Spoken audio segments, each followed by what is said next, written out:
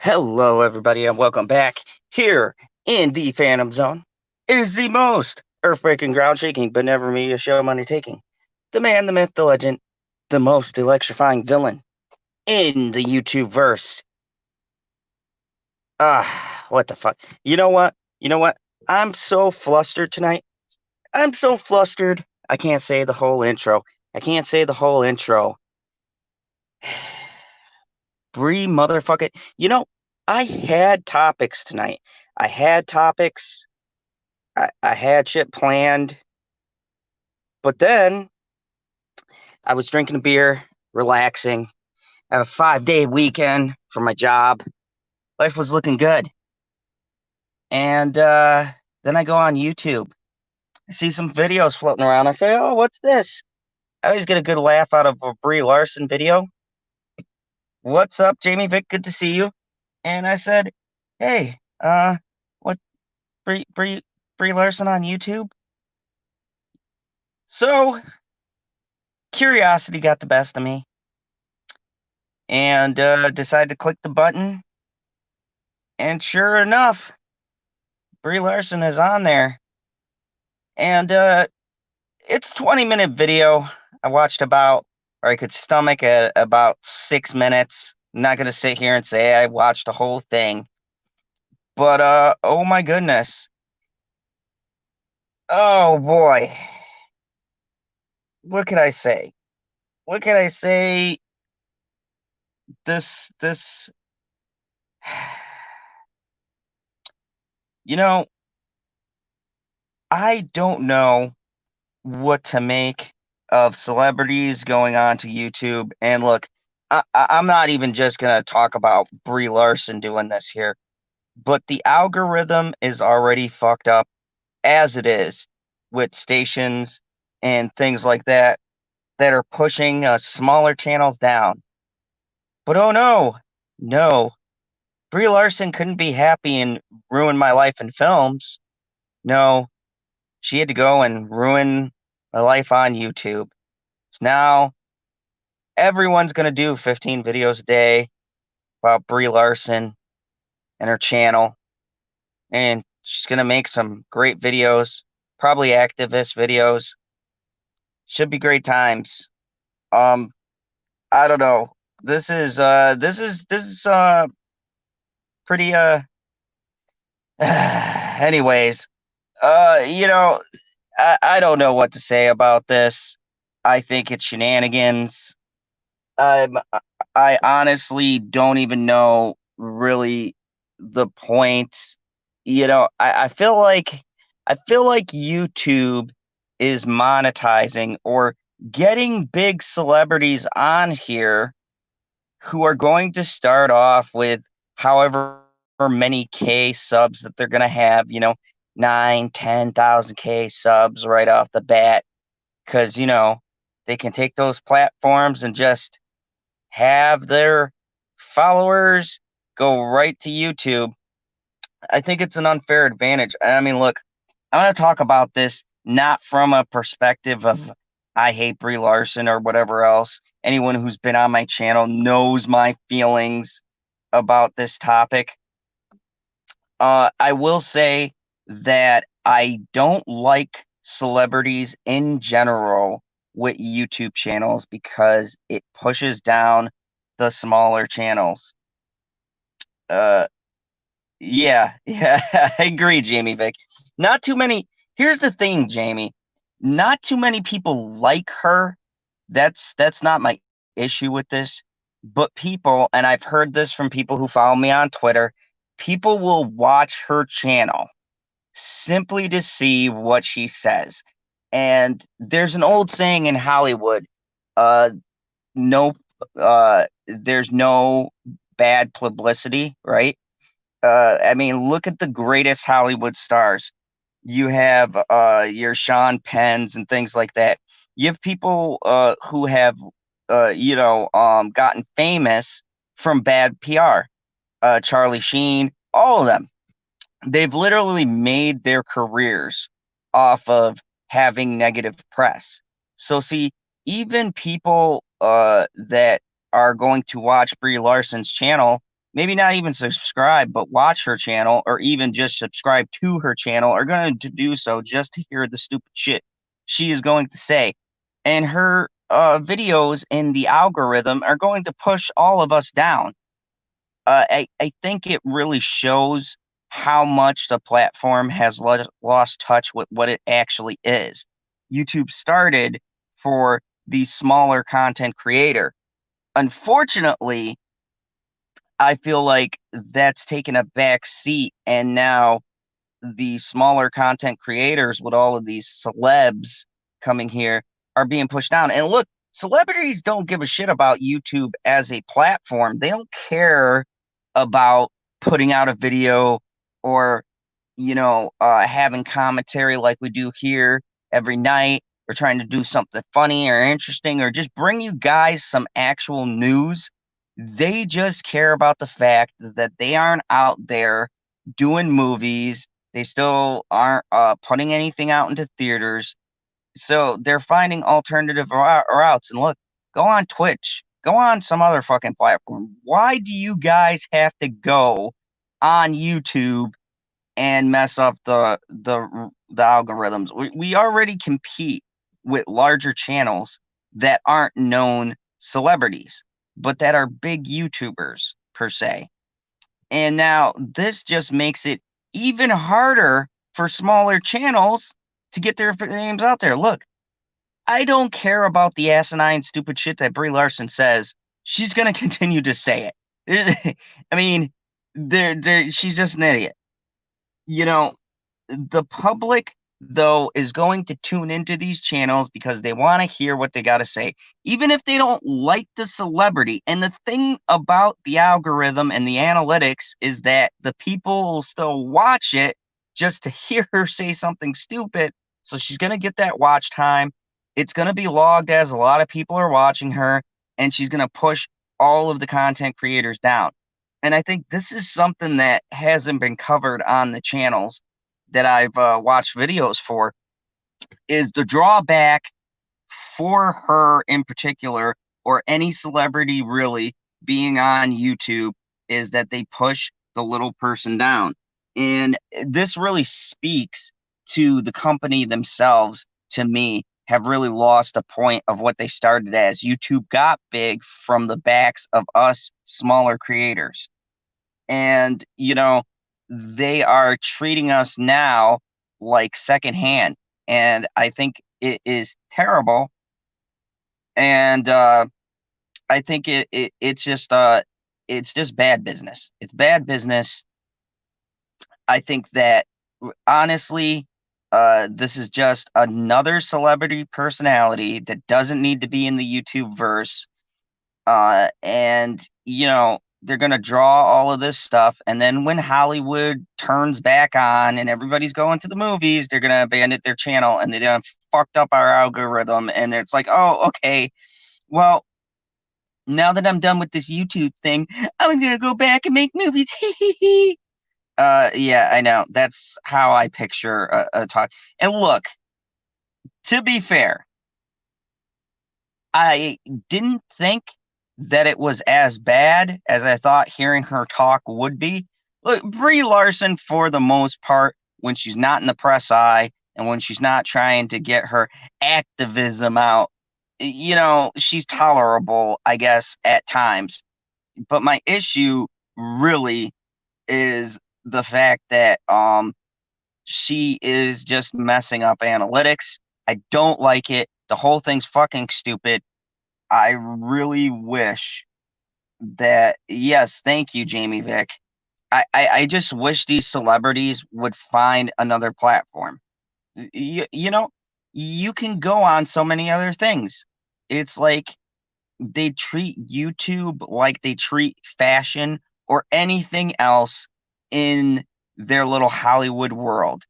They jump on what's cool, what's trendy, what's the now, what's the cool thing to do, and then they're going to jump off of it, and they're going to leave all us other content creators who struggle and bust our ass and like stay up at midnight with other crazy ass people who stay up at midnight to bring you guys actually funny entertainment. They're going to push us all down for the sake of what?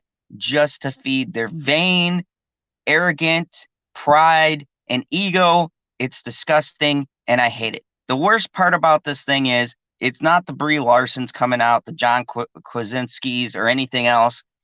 It is the fact that these people, they make these programs and they're not going to stick with them, and they're just going to sell them out, and then they're going to give them to a big corporation. And I really hate to be that guy, but I do agree with something that Gary Nerdrotic says in his thing in the beginning when he goes, help fight the big corporations that are being pushed to the front. And I used to always just think that was a conspiracy theory, but it's really coming down to the corporate giants getting a hold of the different entertainment platforms. And it's not good for us, because this was where we had the loudest voice, where companies actually are paying attention to us. And it feels like a way to suppress the thoughts and opinions of the people by just pushing down our videos, just knocking us into the background, and just forgetting about us. Because if they can't pull every video, if they can't monitor, and I'm doing air quote, what trolls are saying and angry fans, then the next best thing is to get other people on here to change the analytics and the algorithm of YouTube itself. And I mean, this isn't just a random conspiracy theory. This is a place where we can come to just voice opinions that we can't put anywhere else. Because you go on Twitter, you got a bunch of crazy fucking people who attack you. You go anywhere else, and it just doesn't feel like a great place. And, that's just my thoughts and my feelings on it. Let me get Mr. Pop Culture PV's thoughts. What do you think? Dude, I'm here to change your analytics. I'm so tired. And this wasn't my first topic, but I just noticed it like literally 20 minutes ago. I'm sitting with the unicorn, and I go, what the fuck are these videos about Brie Larson coming to YouTube? No, this like I'm doing it on purpose. This is fake. And then sure as shit, I sat there and watched 6 minutes of the 20-minute video before I was going to pull my hair out. And you made it through 6 minutes? That's impressive. Yes, I did. And it was so, like, she's like, oh my God, I don't know how this YouTube thing works.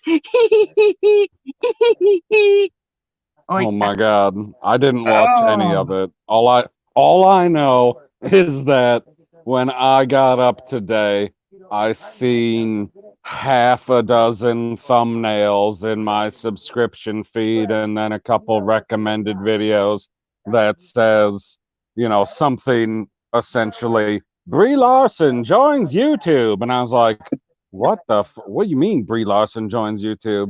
So the only video that I watched so far was my cousin's video on it. And he said that all he did was he watched like a minute here, a minute there. He's like, I'm not about to watch 21 minutes of Brie Larson just yammering on in a YouTube video. And I was like, holy fuck, she made a 21-minute video to say that I've joined YouTube.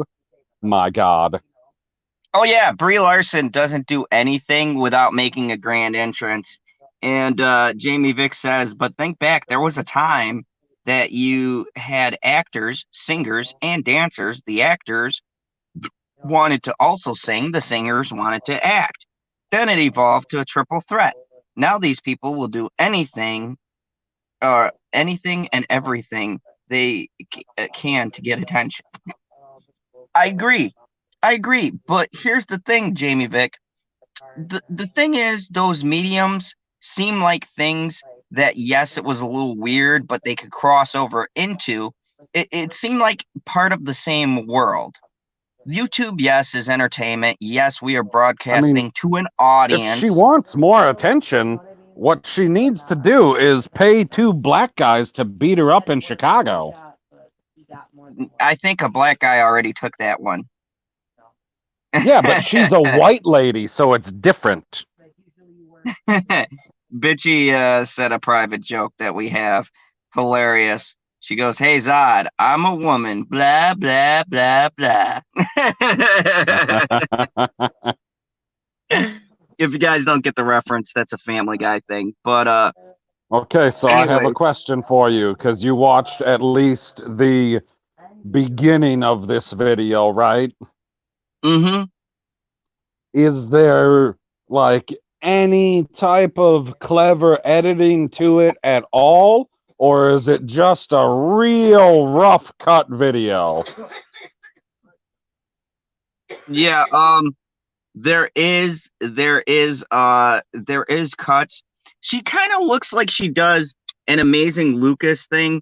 You know how Amazing Lucas does his like quick cuts where he'll Okay. talk and then it'll do a whoosh, and then it'll cut into the next thing. It was like that, but without the clever noise or anything. Like she's first. It looks like she's attempting to look like someone who hasn't done YouTube before. What's up, fights the zombies? Bro, I haven't seen you here in a while. Good to have you with us on the Aloha. Midnight Cruise. So, I mean, it's a lot of that stuff. It looks like she cuts between talking between people. And here's the thing: she didn't come on Okay, like John does she Krasinski. have a like an intro or anything like that? Like a little banner or some shit? She has an intro. I don't know if it's going to be a permanent thing, but it's like this is Oh this is man. this is my attempt to is first do YouTube, watch what I do, blah blah blah in the beginning, and then it does this little like banner thing, and then it cuts to her talking. Yeah, I actually watched enough Okay, of this so video it to does have know. a little professional-ish intro. Yeah, it's like okay, it's like she Interesting. read a tutorial on how to do a proper YouTube video, which Hey Zod man. just skipped. Hey man, like I'm not gonna knock anybody for putting themselves out there more than they already had, but it doesn't seem like this is something that she decided to do on her own. It seems like it's something that like an agent or manager or somebody behind the curtain was like, hey, you should go and try and do this now because this is what some other people are doing and they were successful at it, and you can, make another platform, because it's not like she wasn't already on different social medias, if we're going to call all of them social medias. Like you can put videos onto Twitter, Instagram, whatever, and people can see you on all of these platforms. But once you go onto YouTube, it's a lot easier to monetize something on there, to make money for yourself, to make money for Google, essentially. I mean, that's who owns YouTube. And then, I mean, I don't know if she's going to do it at some point in the future, but it would be cool if, she completely blows up, a couple million people watching a channel and then starts doing some stuff for charity. Like, that'd be great. I'm not going to watch anything there unless, like, somebody, I don't know, she says something completely ridiculous and they're like, hey, man, you got to see this clip. That'll probably be the only chance that I ever see anything on there, because I'm definitely not watching this 21-minute video. Like, there's no way. I mean, she's No, not no, wearing that black dress again, right? no. Yeah, so what's the point? Speaking of which, what up, Curtis? What up, What's up, everybody? Curtis? Welcome to an actual channel from actual small content creators. You could tell because I've got 2 to 3 to 4 people watching. We'll probably pick up our numbers a little bit later tonight. For some reason, Yeah, I PB, we gotta always hit tweet our this out. stride. We hit our stride at about like 1 o'clock. It seems like the good time. It's really weird, I guess, I don't where know. I other mean, people go off. I didn't see who else was live tonight, but like on Friday night when we go live, there seems to be a lot of people. Like I know Doomcock is always still going on, so he's got like a couple hundred, maybe a couple thousand. And then John Talks is always going, and then you never know, however many other small channels or medium-sized channels are gonna pop up a random live stream. Yes, Like I've actually people talked got a to live stream. Doomcock from the center of the earth. That was a great conversation. Nice. Yeah, yeah, Villain to villain. I was on his villain stream. We had a good talk. We can't agree who's gonna take over the world, but Doomcock, if you ever watch these, just know I respect you, but I'm still gonna whoop your ass. So would you just keep that in mind? I got nothing but respect for what he does on his channel, but I got to take him out because only one villain can rule, and so he's got some legionnaires. It's gonna be a tough fight, PB. It's not gonna be an easy fight, but we Nope, got to that would take be him. a tough one. His army is much larger at the moment. Just at the moment. So welcome everybody. If you didn't think we couldn't talk about this more, I'm gonna swing this back around. If you guys saw Oh my fuck. fuck castle Like I seen culture how stream, many things that you had in the rundown. You better not be reading 7 different fucking articles, especially if multiple ones are from Screen Rant. It's gonna take forever. And you said you want to leave at 10 a.m.? You're ridiculous. I'm a villain. Anyways, no, I'm not going to read the whole article, because these are one and the same in my mind, at least the first two. And I didn't think I was going to talk about this anymore, but the company just keeps on digging themselves a bigger hole, and we got to talk about it because this is reminiscent, PB. This is reminiscent to when Captain Marvel came out, speaking of Brie Larson, and when Last Jedi came out. This fucking game, The Last of Us 2, this game is it's a big deal. And for people who aren't gamers who are listening to this, I'm going to tell you why this is a big deal. This You don't have to be a gamer to understand the implications of what's going on. This is a big deal Will I because understand the implications more if I am? if you are a gamer, then you will definitely very much understand the impact that this has on the gaming world. For a long time, games have been in a safe place as far as not being touched by the bullshit that television shows and things like that have been affected with.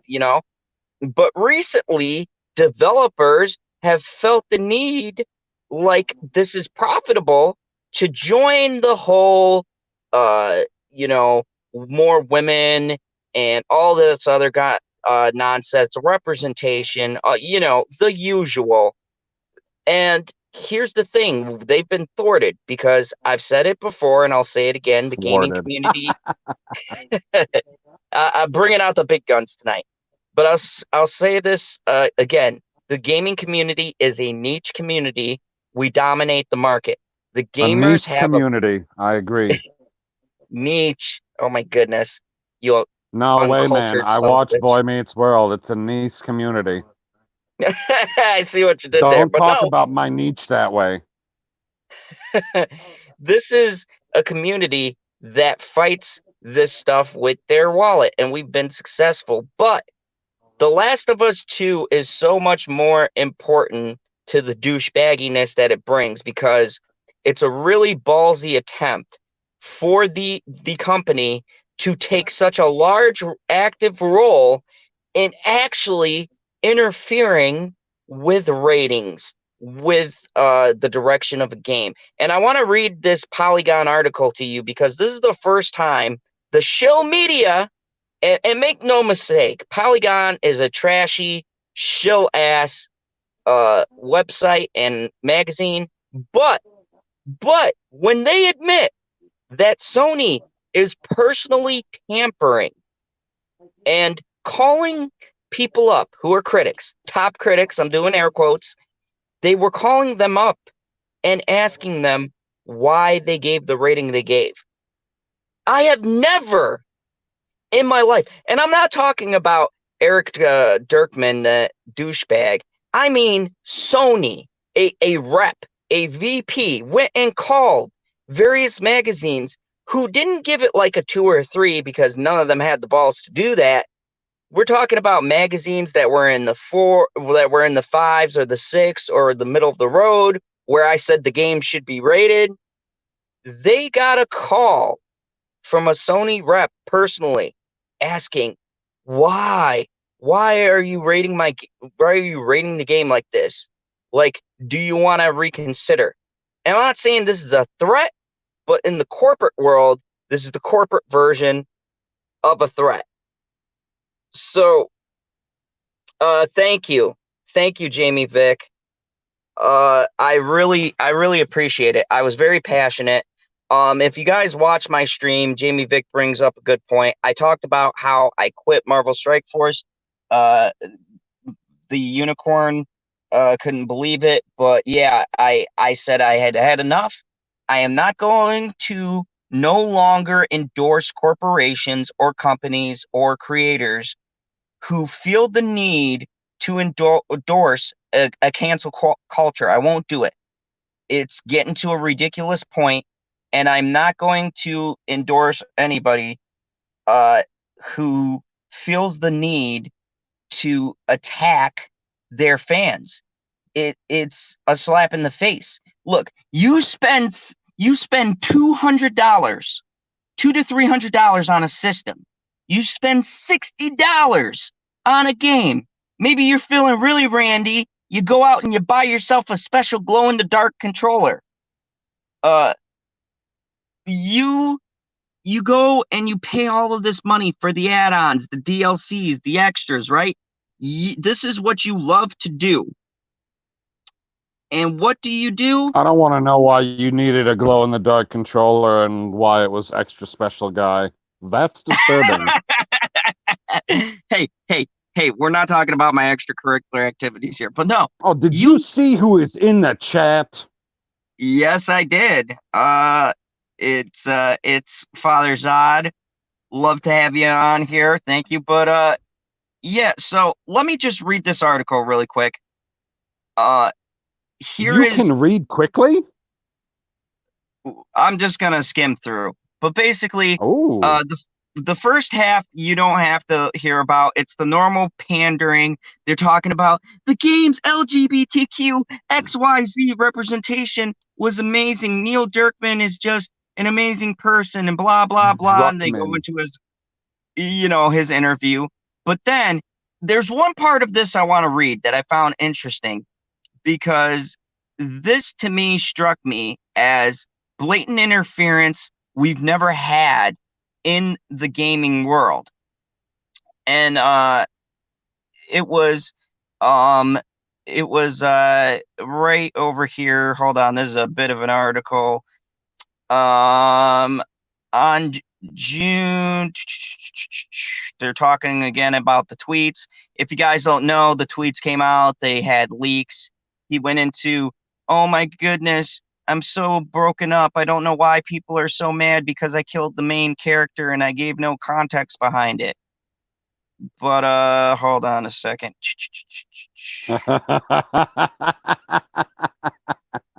I can't see the chat, so. I know you can't see the chat, so I'm going to read some from the chat while you're scrolling for that. Jamie Vick said, glow-in-the-dark controllers are fun, and I agreed. And then Jeesby is here. She just showed up, and hey, she said, Jeesby! So glad to hear that PB still continues to give Zod shit during streams. Damn right. So VB asked, a former everybody colleague, else changes, we stay the same. Oh yeah. So they asked, they said a AAA games representative called us, which we found highly unusual given the current circumstance of this game. They had asked in a non-threatening but alarming sort of manner why we had rated the game the way we had and our reasonings behind the scoring, and if we would like to consider giving it another look. And I wanted to read that part in particular because this is a blatant this is not even okay, this shit is not even like what the critics do or the calls they probably get from the movie companies going, hey, you want to softball this movie or whatever, you want those press passes, we know there's shady shit that goes on in Hollywood. It's been going on for years, people. If you don't think people get their palms greased to give those reviews, especially these days, then I don't know what to tell you. You're living in a dark corner of the world.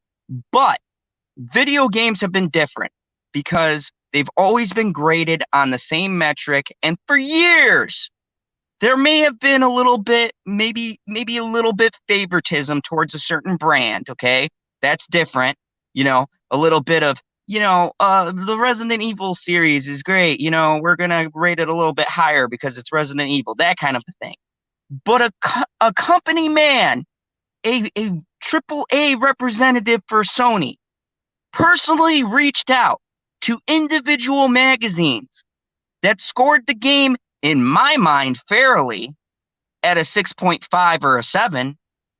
If you tell me that game's a 10, you are out of your mind, meaning you played a different game, and I wish I got the fucking copy of the game that you got, or I wouldn't be sitting here losing my hair. But anyways, I digress. So they reach out, and they talk to people in a roundabout way of saying, you know what? Why don't you play the game again, waste another 30 hours, play the same outcome, and maybe you see something different. Maybe you want a copy of the newest copy of Uncharted coming out. You want that Uncharted, right? Well, if you want a copy of that Uncharted, then you best change your opinion about the brilliant work of Neil Druckmann and The Last of Us. Wow, that's some quality shady shit right there. It's like, PB, let me just ask you, you and me cover a lot of bullshit, right? A lot of tampering with stuff, and I'll get to more tampering because we're going to talk about those pricks at Metacritic. But you and me cover a lot of crazy stuff that stars do, that comes out about movies. Hell, we've gone into politics. We've hit the whole gambit, and some of it's expected, but you and me are from the same era, the same generation of gaming and gameplay and things like. Have you ever in your life even heard anything remotely as corrupt as that right there? It's coming from a magazine that shills. They are the biggest ass kissers in this industry. It sounds like they essentially stuck their entire arm in a barrel of petroleum and we're like, yeah, we'll take that next game. 10 out of 10. But here's the thing. They actually, okay, and they still shill. Don't get me wrong. I'm not going to defend Polygon. They're still a terrible magazine, but for some strange reason, you have something crazy that's happening with this game. These shill magazines actually are getting some kind of moral backbone. I don't know what happened. I don't know if we're close to 4th of July and they're just feeling the spirit. I don't know what's going on, but this isn't the only magazine, too.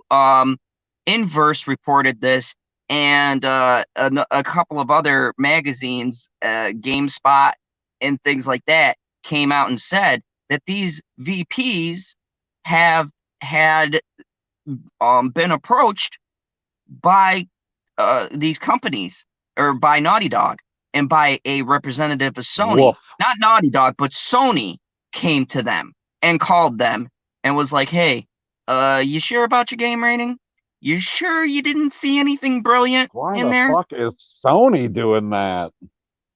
That is my question. See, this is the thing. This didn't come from Naughty Dog. Neil Druckmann didn't comment on the phone, start crying and go, no, my game sucks. Just give me a good rating. I tried so hard. I mean, People I are calling guess me it names. it does halfway make sense that Sony or somebody at Sony, like one of the wings, is doing it because it's an exclusive. So it's not like they, as a company, Naughty Dog, have to take care of it. Not that anybody should have to take care of worrying about their reviews. How about just make a great game and then you don't have to worry about the reviews? But that's not the point. The point is Sony calling people kind of makes sense because it's exclusively their game. Whereas if it was like an EA game, EA would be the ones calling people because it would be an Xbox game and a PC game and a Sony game. Oh, by the way, Father Zod says you have a great radio voice. Oh man, I got a face for radio too. That's why I got that mask on. But I mean, That's a no, I lie. mean, That's a lie. I put the mask on because the CDC recommends that you wear a mask when you're in public. So whenever that recommendation gets taken away, then I'll take the mask back off. Kryptonian, so I don't got to worry about these colds. But anyways, Yep, yep, you're good to go. Dude, I as was long as it in got fucking Walmart on like Sunday. I'll just say this real quick. And the guy was in a full freaking hazmat mask. Like the plastic covering his whole face, sealed on with the breather at the bottom and everything. And I was like, holy shit. He had his long sleeves tucked into his gloves. I was like, dude, it's way too fucking hot for this. I'm wearing a t-shirt and shorts. that reminds me of that movie with Jack Nicholson, As Good as It Gets, or what's the other one that I was watching the other day? What About Bob, where he was afraid to touch everything? Those people are losing their minds right now. I mean, okay, Oh I know man. this thing is serious, but just imagine the anti-germ people right now are going nuts. They're like, finally, we've been telling people for years, don't touch surfaces. They mocked us. They laughed at us. Who's laughing now? We got somebody new here. I've never seen that six, name before. six baby Wookiees in a trench coat. I'd endorse that. What's up, you crazy bastards? We're doing good. Just being crazy. It's good to see all of y'all returning. This is really great to see everyone here. We're talking about The Last of Us 2, of course. And there's one more thing I want to bring up because we saw score tampering for Captain Marvel, right? That's when Rotten Tomato had become Shillin' Tomato, and they had started changing their scores. Oh, It's Wookiee supremacy. ridiculous Hey, tomatoes. Wookiee. Okay, it's Wookiee supremacy, but that's a Ah, clever okay. change. But anyways, so we had seen Rotten Tomato change their scores, right? Well, Metacritic has gone down the same rabbit hole. Before I get started with the article by the most trusted source, of course, Forbes, fuck you, Forbes, and that guy who gave Last of Us 10 out of 10, stop smoking the ganja, man, because you obviously were stoned as shit and saw something that I didn't see when you played that game, but I digress. Anyways, um, so Metacritic has supposedly they have supposedly taken down scores because it's bots and people who gave so-so ratings. Okay. Oh, they Uh, they took them down to the river and gave them a pair of concrete slippers.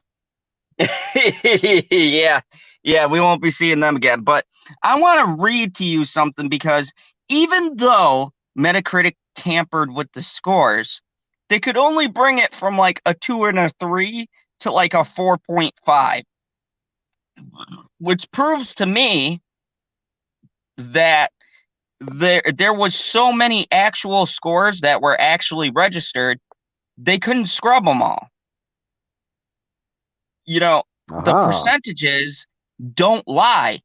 if you remove just the shorthanded answers and all of that, but you have like 1,000 people who put down a score still, you're only going to bring it out. You're only going to bring it up maybe a point or a half a point.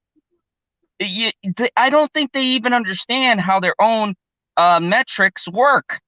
like, like, I don't think they understand their own system. So, I they mean, have maybe not. That's why Ridiculous Tomatoes changed the way their system works. Oh yeah. Look, when you look at it now, it's a joke. But Forbes reads with 100,000 Metacritic reviews in for The Last of Us Part 2, it may be the most polarizing game ever. And the same ass who rated Last of Us, good old Paul. Remember I read about Paul, PB, our last one? Paul writes us about this polarizing game. Remember how he said it was the homophobes, the xenophobes, the Trump supporters, the Republicans, everyone else that's who didn't Yeah, like the game? hey. Your father said that he's leaving us. Oh, all right. Well, Father Zod, thank you for coming. I know old folks got to get to bed, but your son will continue to take over this crooked, corrupt world and hopefully make it. Sadly, a villain has to make it a better place. You folks go think about that one.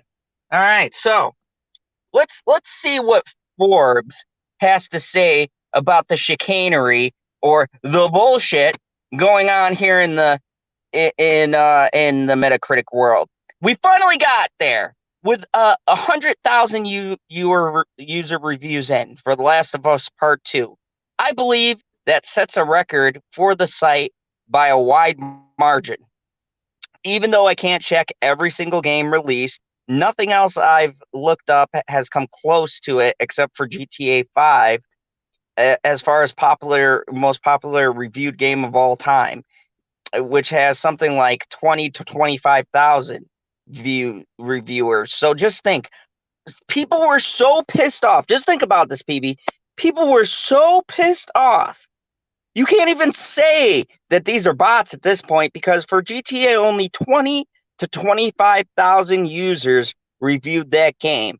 But for this game, 100,000 people submitted that score. So I'm just going to ask you really quick before I continue off the cuff. What do you think that means when that many people are eager to write a review on this game? What does that mean to you? Sounds like Trump is gonna get a lot of Russian bot votes.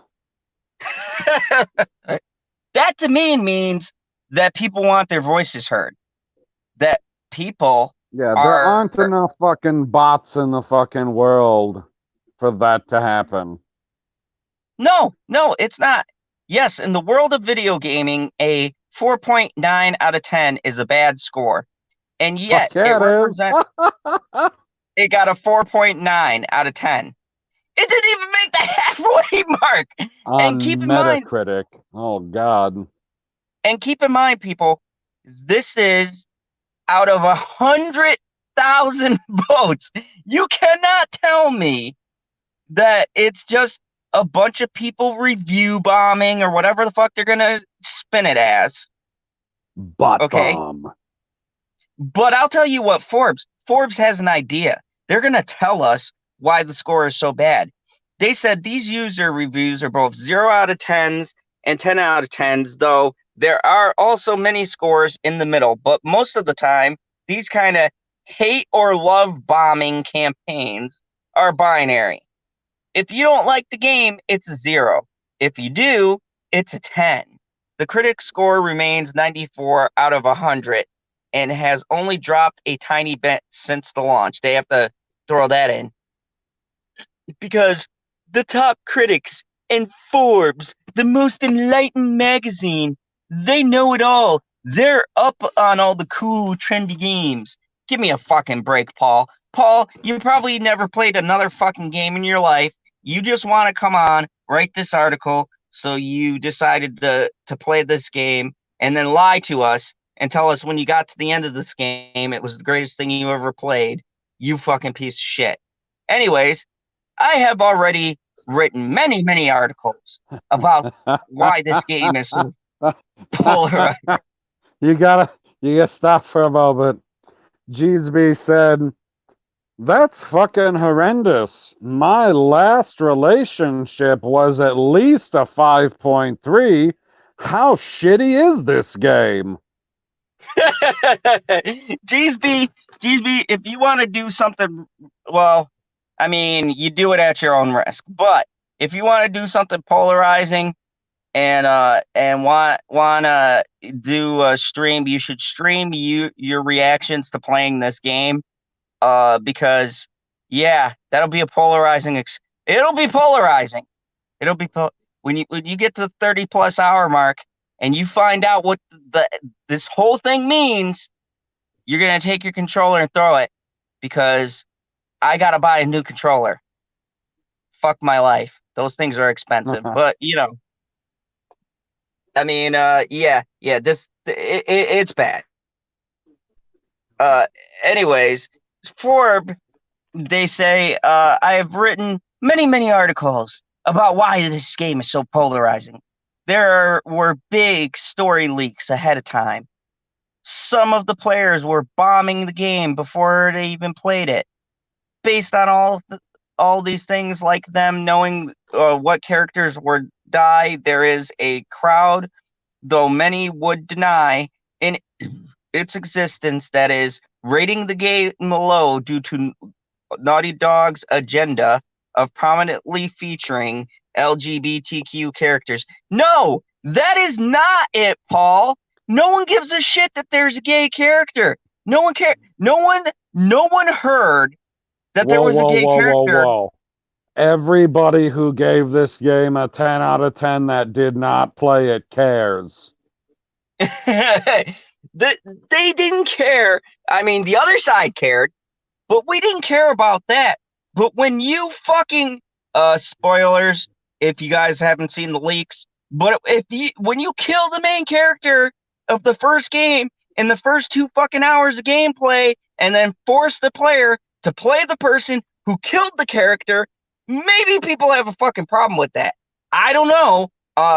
And shitty writing, that could be one, but it sure as shit isn't because your character's gay, even though that storyline leads to absolutely fucking nowhere. So, I mean, Paul, you're a fucking idiot. Why do you? That's right, we're on Forbes. Anyways,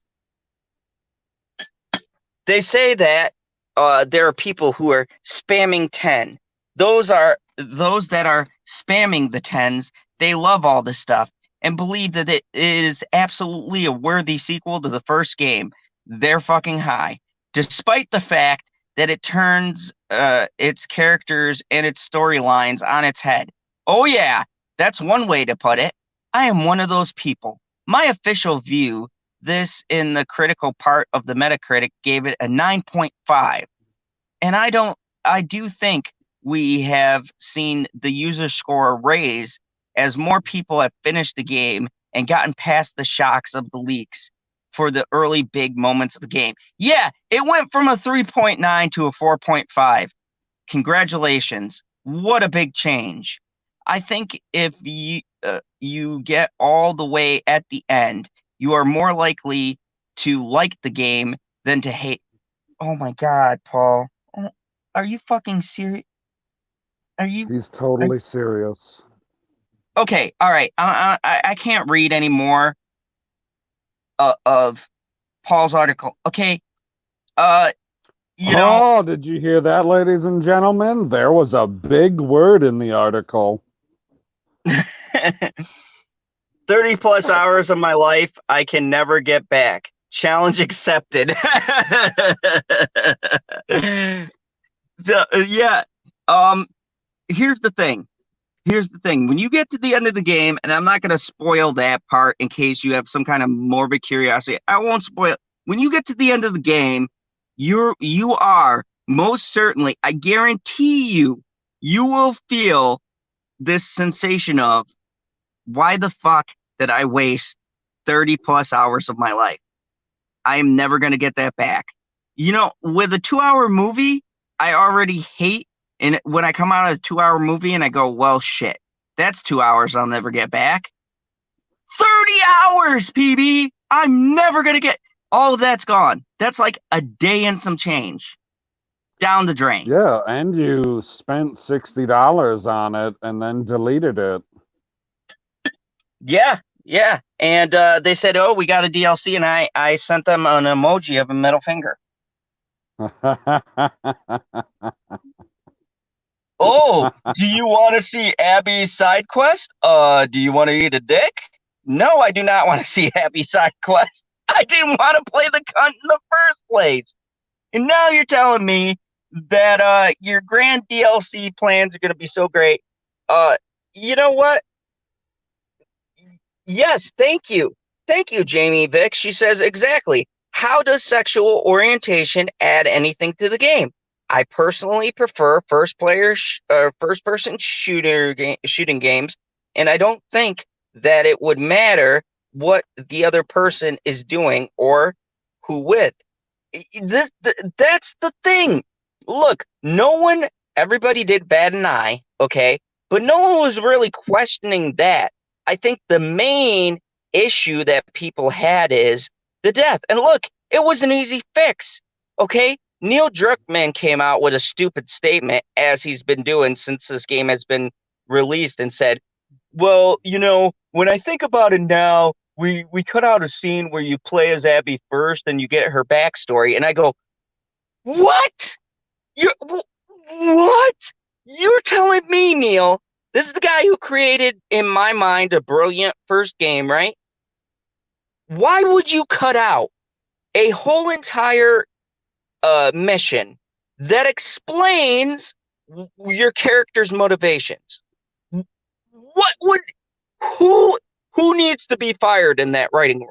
When he pitched that idea, who was the dumbass who stood up and said, well, you know what's more shocking, Neil? If you have a random character who's a strong, powerful female, just comes out of fucking nowhere, beats the fuck out of your main character with a fucking 9-iron, and then, gives no context, and then to really make it shocking, Neil, to shock the shit out of the player base, we're going to make them waste an hour of their life playing this character right after they fucking beat the bejesus out of a beloved character. What do you think? Oh my God, Tom, that's brilliant. Fuck context. We're going to shock them. This is going to be the most shocking moment in gaming history. And you know what? Neil was right, but it didn't go the way he wanted it to.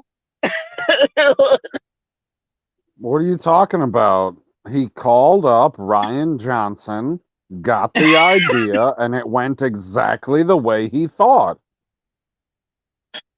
But Ryan Johnson's sitting there going, Neil, I don't see the big deal. You subverted some expectations there. Good job, buddy. Just roll with the hate. I've been doing it for years now. He's like, yeah, that's exactly what's supposed to happen. Half of the people are supposed to hate you. He's like, it's way more than half. He's like, oh, well, then you're doing real good. like when I was reading the fact that he had, and PB, this wasn't like he had just fucking penciled down the idea and story notes. They had created levels. They had created levels that gave you context to why Abby is the way she is. They made a whole level. She used to be a female professional golfer? No, but it would have at least, look, I don't have a problem with the scene, and I don't have a problem with who did it. What I do have a problem with is getting context. Was her follow through. She didn't twist her hips the right way. Oh, she twisted the shit out of them. That was like a Negan moment if y'all watched The Walking Dead. All of your power comes from the hips. But I mean, here's the thing, people. This is what new writers don't seem to get, whether it's Hollywood or apparently gaming, okay? They don't seem to get that gamers, moviegoers, fucking people in general who just like good stories want context. You can't just throw in a fucking scene for shock value and think that makes for a story. It does not. Just because you do something shocking and bold doesn't mean it's good. I can go outside right now and I can run around my neighborhood fucking naked because it is hot as shit out there.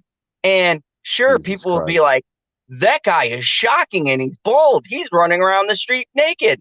But I'll get arrested because I don't have any context behind it. Oh, they didn't defund your police yet? Well, yeah, that's true. I might make it like to the next town over before I get arrested.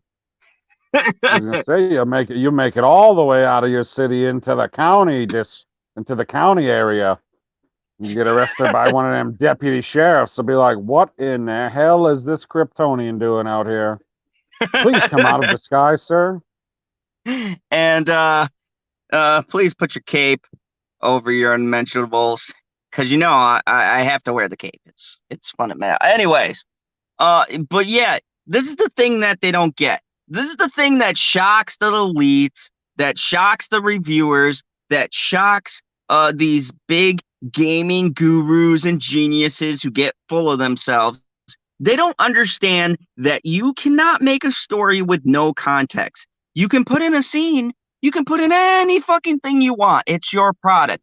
But give us context to your content. Because if you do not, then we're going to get angry that you killed a beloved character for no fucking reason. None.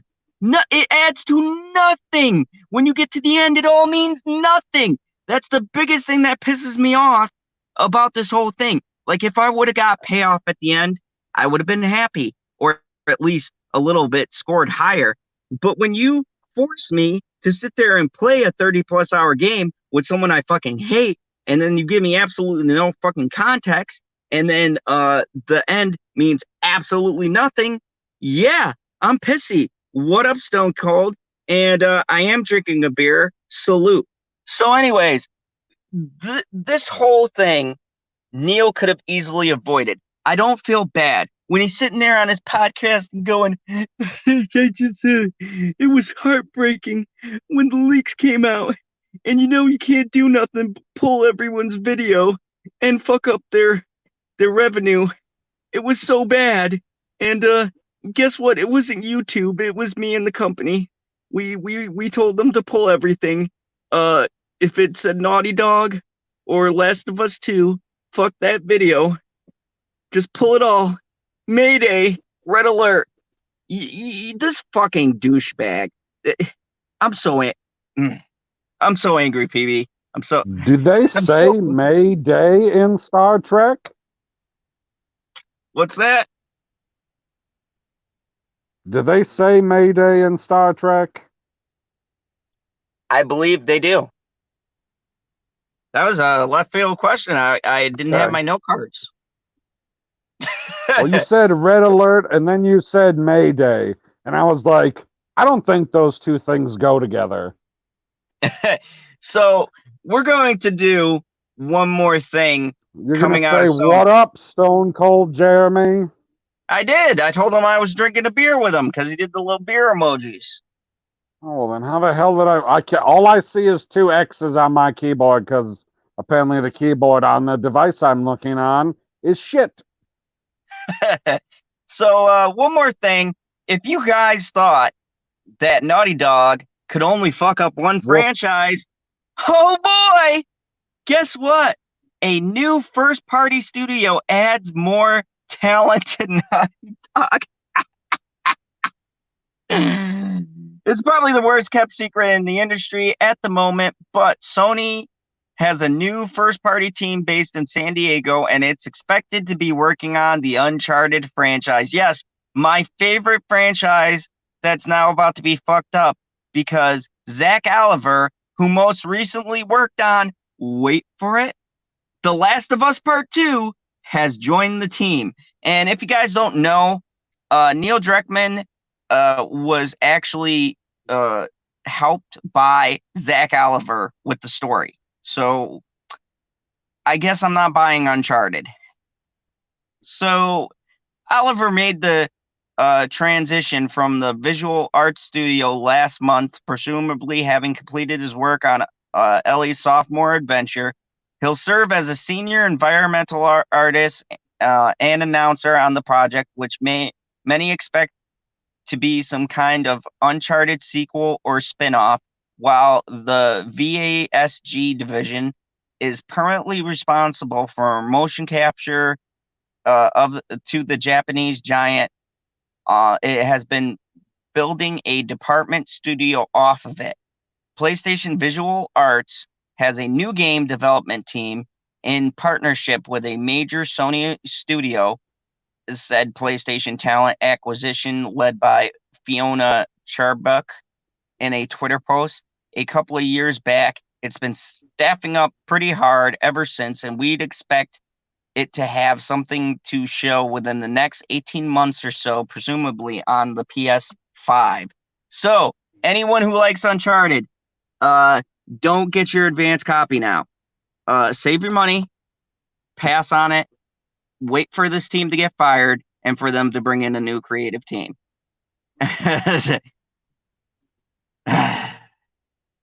So, PB, have you ever played Uncharted? I think I played the demo of either the first Uncharted or the second Uncharted, but I've never played through the game before. Nathan Fillion does the voice of Drake. Oh, I knew that. And he is quite brilliant. And he's been hush hush about it, but he said he's working on some voice acting work, but was very sketchy as to what the product was. So I had a feeling that it was a new Uncharted. And so when he made that comment, because I follow him on Twitter, I was like, ooh, okay. There's only a couple things really. There's nothing going on in DC because sometimes he voices over there. But their movies are at a slowdown because they're going into their next phase. So I'm like, he's not doing a DC project. And I was like, ooh, must be a new Uncharted game. So then I pulled this article up and I went, ugh. They're bringing over the creative team from The Last of Us 2. Can't fucking wait to see that. They're probably going to kill off Nathan Drake and put a woman in his place, call her Jane Drake, or it'll be his long-lost sister. Because that seems to be the trend. No, it would be Natalie Drake. Oh, Natalie Drake. You know, that has a better ring to it. That sounds much better. Yeah, it's his badass cousin from Alabama. Jesus. She wrestles gators on meth.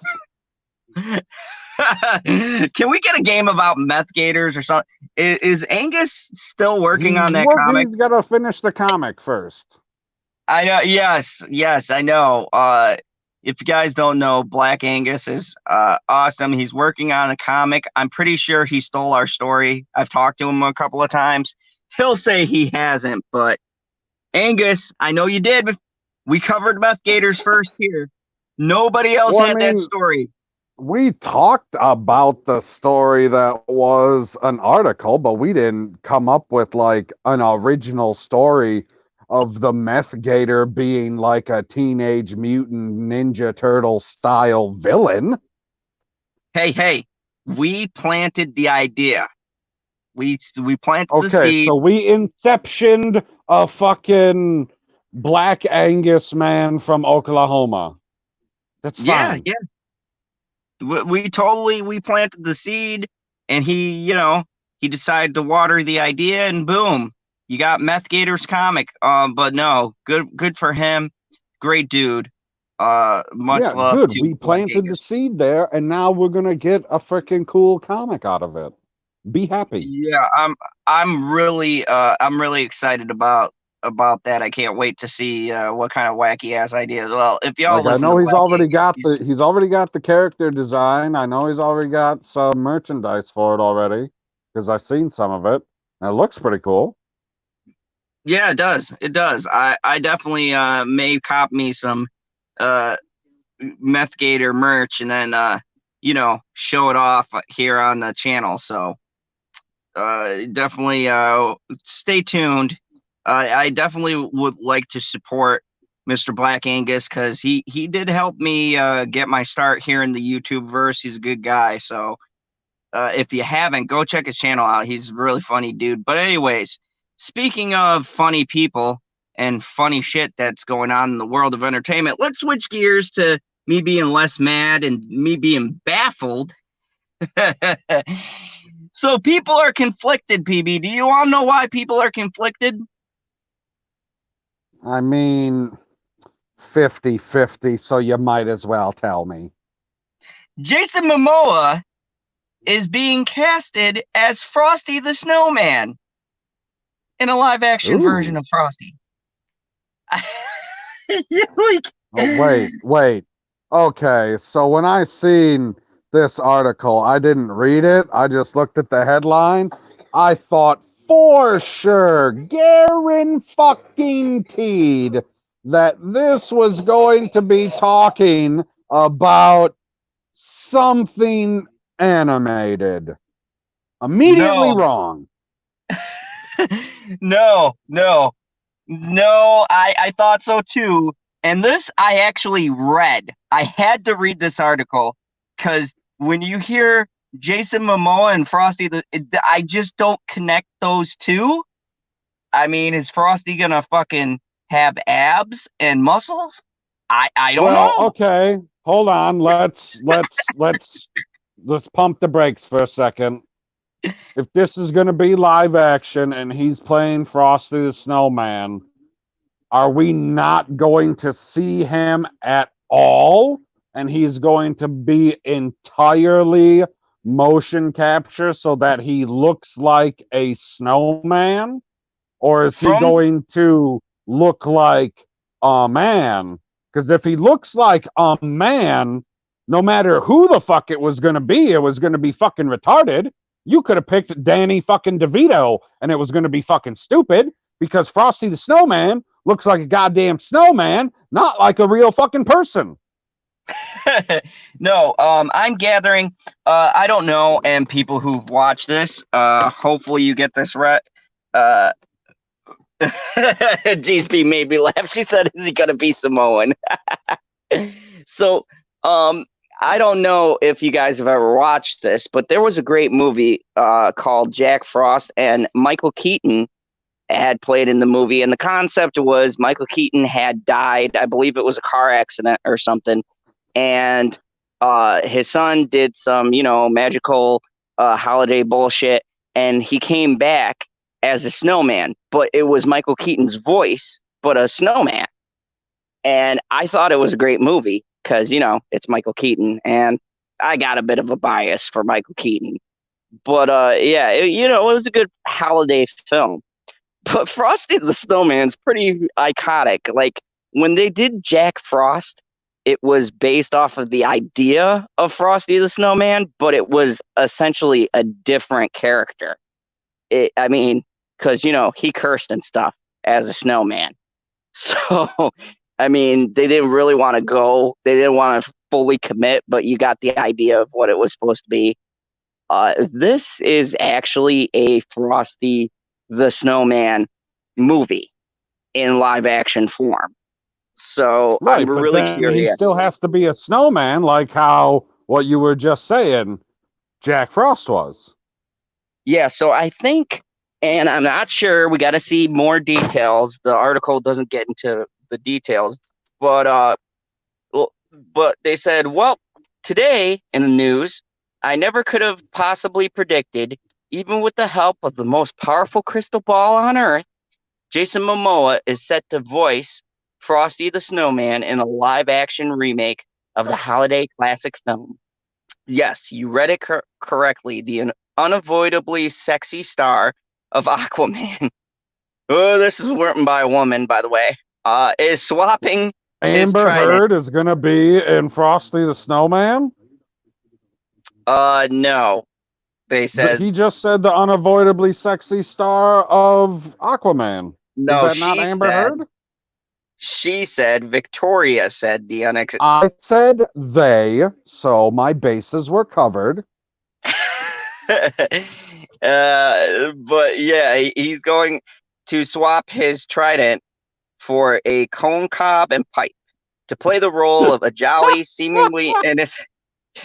That was clever. Jolly, seemingly innocent character that would be borderline sacrilegious to thirst after. To be honest, when I first learned about this out of left field news, my initial thoughts was, wait, did the clocks roll back? Is it April Fool's again? But upon further reflection and repeated glances at the calendar, I've decided to chalk it up to 2020 just doing its thing and continuing to deliver curveball after curveball. Yeah, you could say that about 2020. So far, there aren't too many details about the forthcoming Frosty the Snowman film, but I can tell you it's being produced by Warner Bros. And Stampede Ventures' David Burham, the screenwriter for Elf. Okay, all right, I love Elf. Is responsible for the Elf. script. Which one is that? Is that with the one with Will Ferrell? Yes. Okay. My okay. Quick sidebar. My favorite line probably ever in a holiday film is when Will Ferrell is at the mall and they said Santa Claus is coming, and he's like, wait, you're not Santa. That's not Santa. And they're trying to fucking run around trying to catch him. And he goes, you sit on a throne of Oh lies. man. That was me. I went to see that. Me and Bitchy were laughing so hard. Like she doesn't like to I like don't know laugh what out my loud. favorite line is from Iron Man 3. But no, Greatest I mean, Christmas movie of all time. yeah, you know, Mr. Lonely Banter would probably argue with you whether or not that was a Christmas movie. He doesn't think Die Hard is a Christmas movie. Fucking crazy. But anyways, needless to say, the lack of details has left me and my fellow Pop Sugar editors with a flurry of pressing questions about Momoa's upcoming role. Will we ever receive the rightful answers to the inquiries? Not likely. But are we still passionately listening ahead regardless? You betcha. To start, perhaps the most critical, will Momoa be shirtless for the entire movie? Jesus Christ, woman, calm down. I mean, the OG Frosty doesn't wear any clothing because Dude, no. Like she's on the right track. GSB just said that. They're going to make a whole bunch of fans that have snowmo-sexual fantasies. through the entire movie. I mean, the OG Frosty doesn't wear any clothes because, he's a snowman. So it's only fair we Right. keep the details consistent. A related follow-up is this new CGI snowman uh, is indeed shirtless. Will he have more chest-lated, less routine midsection? A nod to Momoa's abs. I'm highly curious to see if he's toned. Oh, this is going dark. Physique will accurately be translated to the tubby snowman form.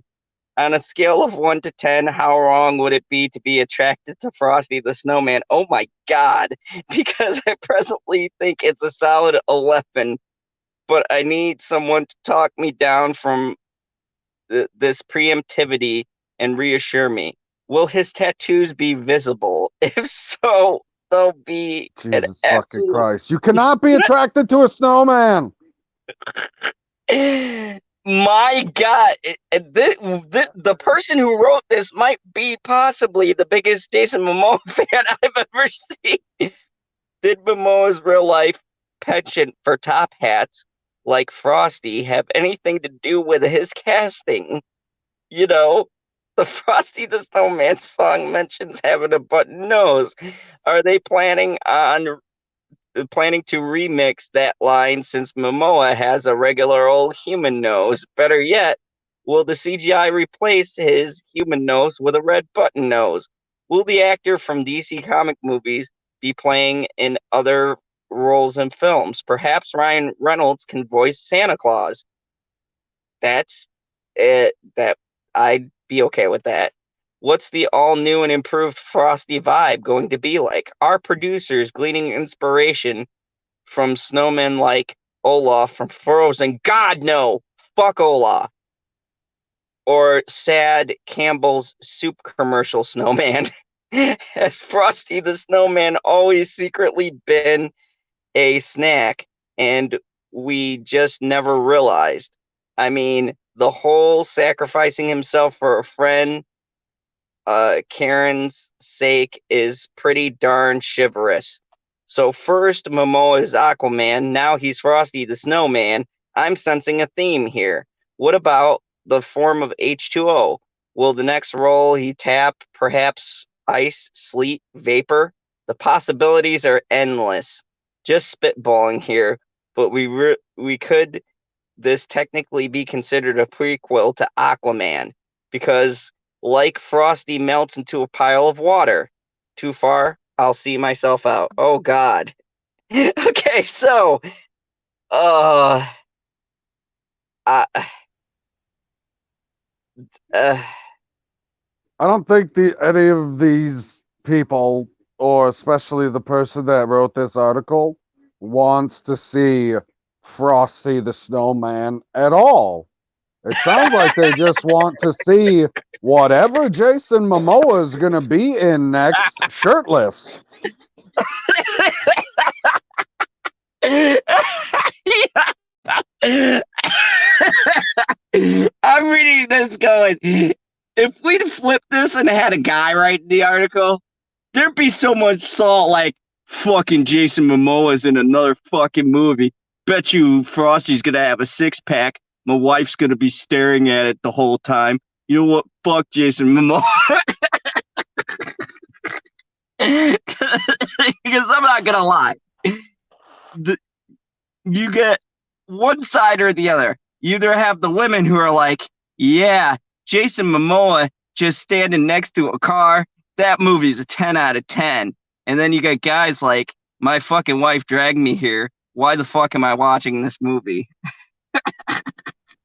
Well, I guess we're watching that movie for the same reason that she watched the first two Transformers. Yeah. Because, you know, and here's the thing. Megan Fox bending over a car. Yeah, I don't remember much of the second movie except for Megan Fox running through that desert. I will She always was running remember through a that scene. desert and she was straddling a motorcycle guy. It was the greatest moment of my life, PB. I am the only person I'm sure on God's green earth who has watched Jennifer's Body consecutively. I've I seen it more actually, than once. you know what I mean? But you're Like, right. I've never watched that movie back to back. I've never gotten to the end of Jennifer's Body and went, you know what? I definitely need to watch this again. yeah. It's not like that for me. But if it's like on HBO or something, you know, I just got done watching one movie and you know how it goes to the next movie and you don't want to skip it and you go, oh, okay, Jennifer's Body, that's bearable, and you just kind of let it play. That's what I've done that one of those deals. Like if I'm playing it on like, you know, HBO Max, not to shamelessly promote, but like, and I'm like, oh, it's going into the next thing. What's the next thing? Oh, it's Jennifer's Body. Okay, well, you know, it's coming on. Might as well watch it. I get that. I Yeah, totally yeah. get that. I mean, It's yeah, not like that does happen, especially like if you got like that free weekend of movies and you missed like the first 5 minutes of the movie. So then when it's playing on the West Coast channel, you're like, "Oh, that movie's starting again in 10 minutes? Yeah, I guess I'll watch it. I missed the beginning of it before." And then you watch the whole fucking thing again. Yep. That's the greatest excuse to watch a movie more than once. But here's the thing. All joking aside, I've never had a problem with Jason Momoa.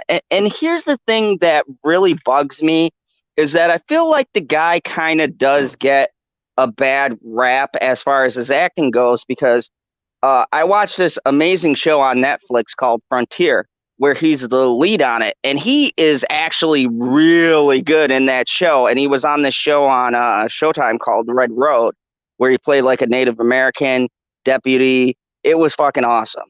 And like when I saw those shows, I was like, wow, he can actually act. Like he is legitimately a decent actor, but he Dude, are takes you kidding me? You're hurting my soul right now that it took you all the way up until whatever this fucking frontier bullshit show is that you're talking about. That you're like, oh, I didn't know that Jason Momoa could actually act until I seen this fucking Netflix show when I'm allegedly a Stargate fan. What the fuck, man? okay. All right, let's be real.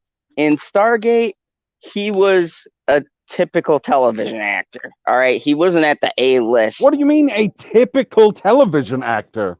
There ain't nothing typical about Ronan Dex. Look. I like Ronan as much as the next guy. As a matter of fact, I There's dare more say depth to Ronan Dex than there is to Aquaman. I'd say, and even Game of Thrones, he did good. But here's the thing: I felt like in this newer era, right, of him taking these blockbusters, I feel like even in Aquaman, right, they don't really get his range. They kind of put him in this box where he's kind of like a little bit goofy, maybe a little bit of the tough guy, I but know, they that's don't why I really don't let him. understand. You get this entire range in Stargate Atlantis. I don't know what you're talking about. Why you say he's just, oh, a typical TV actor. And you're telling me that this ridiculous Netflix show isn't a typical TV show? No, it's Netflix, man. Those aren't typical programs. They do not How is look it more? How is it less atypical than Stargate Atlantis? Because ain't no way Stargate Atlantis was a typical TV show, other than the fact that it usually had a storyline that wrapped up at the beginning of the show and the end of the show, how because I most TV shows do, but that usually happens on Netflix TV shows too. because I watched him torture a guy with a tomahawk, and still by the end of his speech, while he's cutting the guy from like groin to sternum with this tomahawk, still made me feel bad for him. Okay, that is some serious acting ability. Like literally, you should be disgusted. You should hate his character, but he's also telling the story of why he's gutting this guy as he's gutting him. And you're like, you know what? He's kind of got a fucking point. I mean, look, it's the writing is on a different sort of level. Stargate has amazing writing. Atlantis has amazing writing. But I mean, just as far as how they utilize Jason Momoa in this particular show, he's more of the highlight. Like Stargate Atlantis, me personally, my favorite character was who's that doctor guy? McKay, McKay. Yeah, McKay was my boy. I love Dr. McKay. That he was funny. I just that was the person I gravitated towards, in that show. I don't know all why, right. but you know what I mean because you follow Stargate. I He mean, was yeah. just If everybody, if you gotta, you always gotta pick somebody as a favorite. Everybody's got a favorite on the team. yeah. I don't know why. I don't know what it was. I mean maybe because he's sarcastic and an asshole, kind of like me. I was like, oh, this is my character right here. I mean, yeah, and his character does change a little bit from when they introduced him in SG1. Yeah, in SG1, I was kind of on board with him. I liked the fact, like, I felt he was different, but SG1, I had already had my favorites. you know, I had the typical team favorites. Okay, I had O'Neal and you know all of them. I was invested in them, so I felt like he wasn't really able to shine. But once they got him on Atlantis, holy shit, he was fucking hilarious. I loved his character. Very complex. He Yeah, had a lot of good storylines. especially in season 5. Oh yeah, oh yeah. But anyways, we got off track. But We did I not get think, off track. We were talking about Jason Momoa, and he's in Stargate Atlantis. but I think that Jason Momoa. I think that I would really like to see. Thank you, GSB. We try really hard, and you have a great night too. It's good to see you. Join us more. But see, look, Bitchy is already saying You yes. will be watching this Frosty movie over and over and over. Jesus Christ. At least it's not Twilight. But anyways, um, Thank God. See you later, GSB. here's the thing though. I would, you know what I like to see? I would like to see Jason Momoa get a movie that shows his range, is all I'm saying. Like, I don't think we've Yeah, gotten like Stargate Extinction. okay, I mean a Hollywood budgeted film. I mean, let's be Hey real. man, Stargate if they movies want to are, spend $100 million on that movie, I'm game. look, PB, I'm a fan of Stargate. We're both starving for new content here. But I mean, in the realm of these big blockbusters, right? I think he should get, you know what I mean? That kind of a Dude, if movie. they just think of it, guy.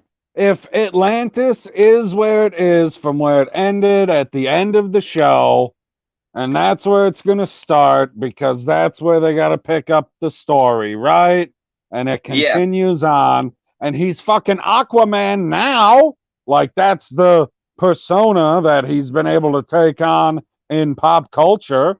So you're going to get more people, like, just in general, to be able to go and see this movie. So you can up the budget a little bit because he is the draw for your movie. That's like he is turning into another version of The Rock.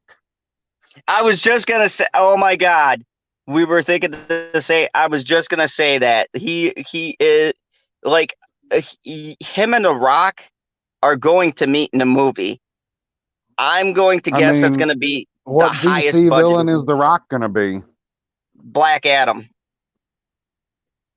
Yeah, so they can fight, although it's not going to, that's really not on equal ground. That's like Aquaman fighting Superman, right? Yeah, I mean, some of those crazy fucking weirdo Aquaman comic book fans will tell you, yeah, Aquaman's on the same level. He is not. Okay, the man fucking calls dolphins. I refuse to get No, on like, board. I understand that Aquaman is superhuman in the sense of he's like Spider-Man superhuman. He's extra tough, he's extra strong, he'll heal faster, all that stuff. But he's not as strong even as Wonder Woman, I don't believe, which would mean he's nowhere near as strong as Superman or anybody who's on par with him. Like Yeah, Superman punches Darkseid in the face. see, black. Okay, I'm gonna get a little nerdy here. I apologize to people listening, but you're gonna just have to deal with this for a second while I swing to my point. But Black Adam is a god. He is literally Black Adam and about five other people created Shazam. All the power Shazam has comes from these wizards who gathered together for a temple and imbued this. Wait. Pause. So I thought Shazam, the character, was created by an individual wizard called Shazam. That individual wizard had the leftover powers of every other wizard that he was imbued as he was dying to Shazam. And one of the people who Okay. donated some of that power was Black Adam. And as a matter of fact, he didn't do it willingly. They kind of took it from him. And two, it took four, because there were five of them that made up this whole conclave. It took four So of the most Black powerful Adam wizards to and kill him. 4 separate people made a 6th character, which was the Shazam wizard that went down through time. Yeah, it was basically the one wizard was waiting for someone to bestow the like ultimate power on, and it was basically just whatever was left through time. Right. And then You he's know, like, oh, well, shit, I'm about to die, and here's a boy. So there you go. yeah, basically. And so Baxter got Billy Baxter got the powers of Shazam, but Black Adam is on a Billy whole Baxter. I different, thought it was Billy Batson. or Billy Batson. I don't know where I got Baxter from. Anyways, Billy Me either. Batson. That's Fantastic Four. That's what I was thinking. I merged my two. But anyways, um, they had given him the power, but what makes Black Adam unique is Black Adam is like an ancient Egyptian godlike figure. Like he was a normal man, went in search for a power, found that power, and became like a god.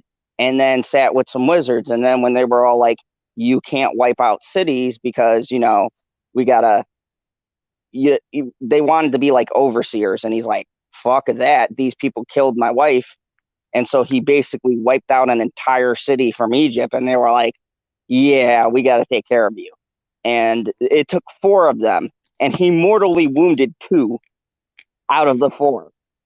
That's how powerful Black Adam is.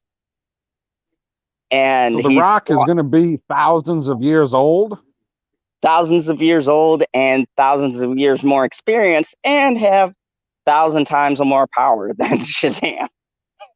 So it's And going to be a he's great going movie. to lose to a boy.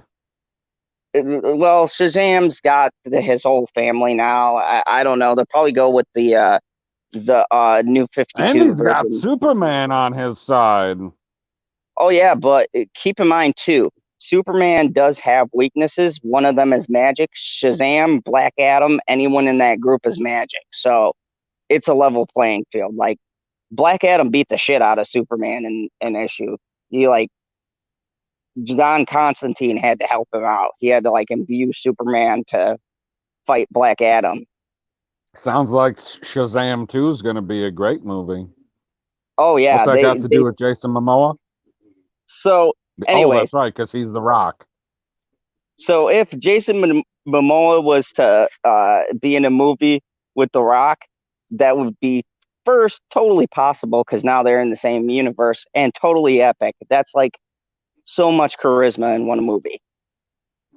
I mean, they could be, but I don't know how it would be like exclusively them in the sense that he's the hero and he's the villain. Like, I could see them being in a movie together if it's Justice League 2 and Black Adam's the villain. Yeah, probably. I could see that too. Because, I mean, unless, like, some weirdos out there say the Snyder cut, since it'll be a real thing, that allegedly could become canon instead of the real Whedon cut, and then Darkseid will be real, so then that's what Justice League 2 will be, and I'll be like, oh my god. Okay, I'll just watch Joker again. No, it's okay because Josh Whedon is a racist and he shamed Ray Fisher on Oh, that's set. right. Ray Fisher's a little bitch. Yeah, yeah. Which by the way, his cyborg sucked. Had nothing to do with the movie. He was Yeah, terrible in it. like I mean, you don't get to see a whole lot of superheroing from Cyborg in Doom Patrol. but whoever the hell that guy is, swap him around. Oh yeah, yeah.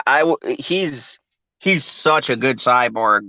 I'm so glad you watched Doom Patrol now. But speaking of cyborg and well, black people, we're going to talk about why Mad Men is keeping its blackface episode on streaming.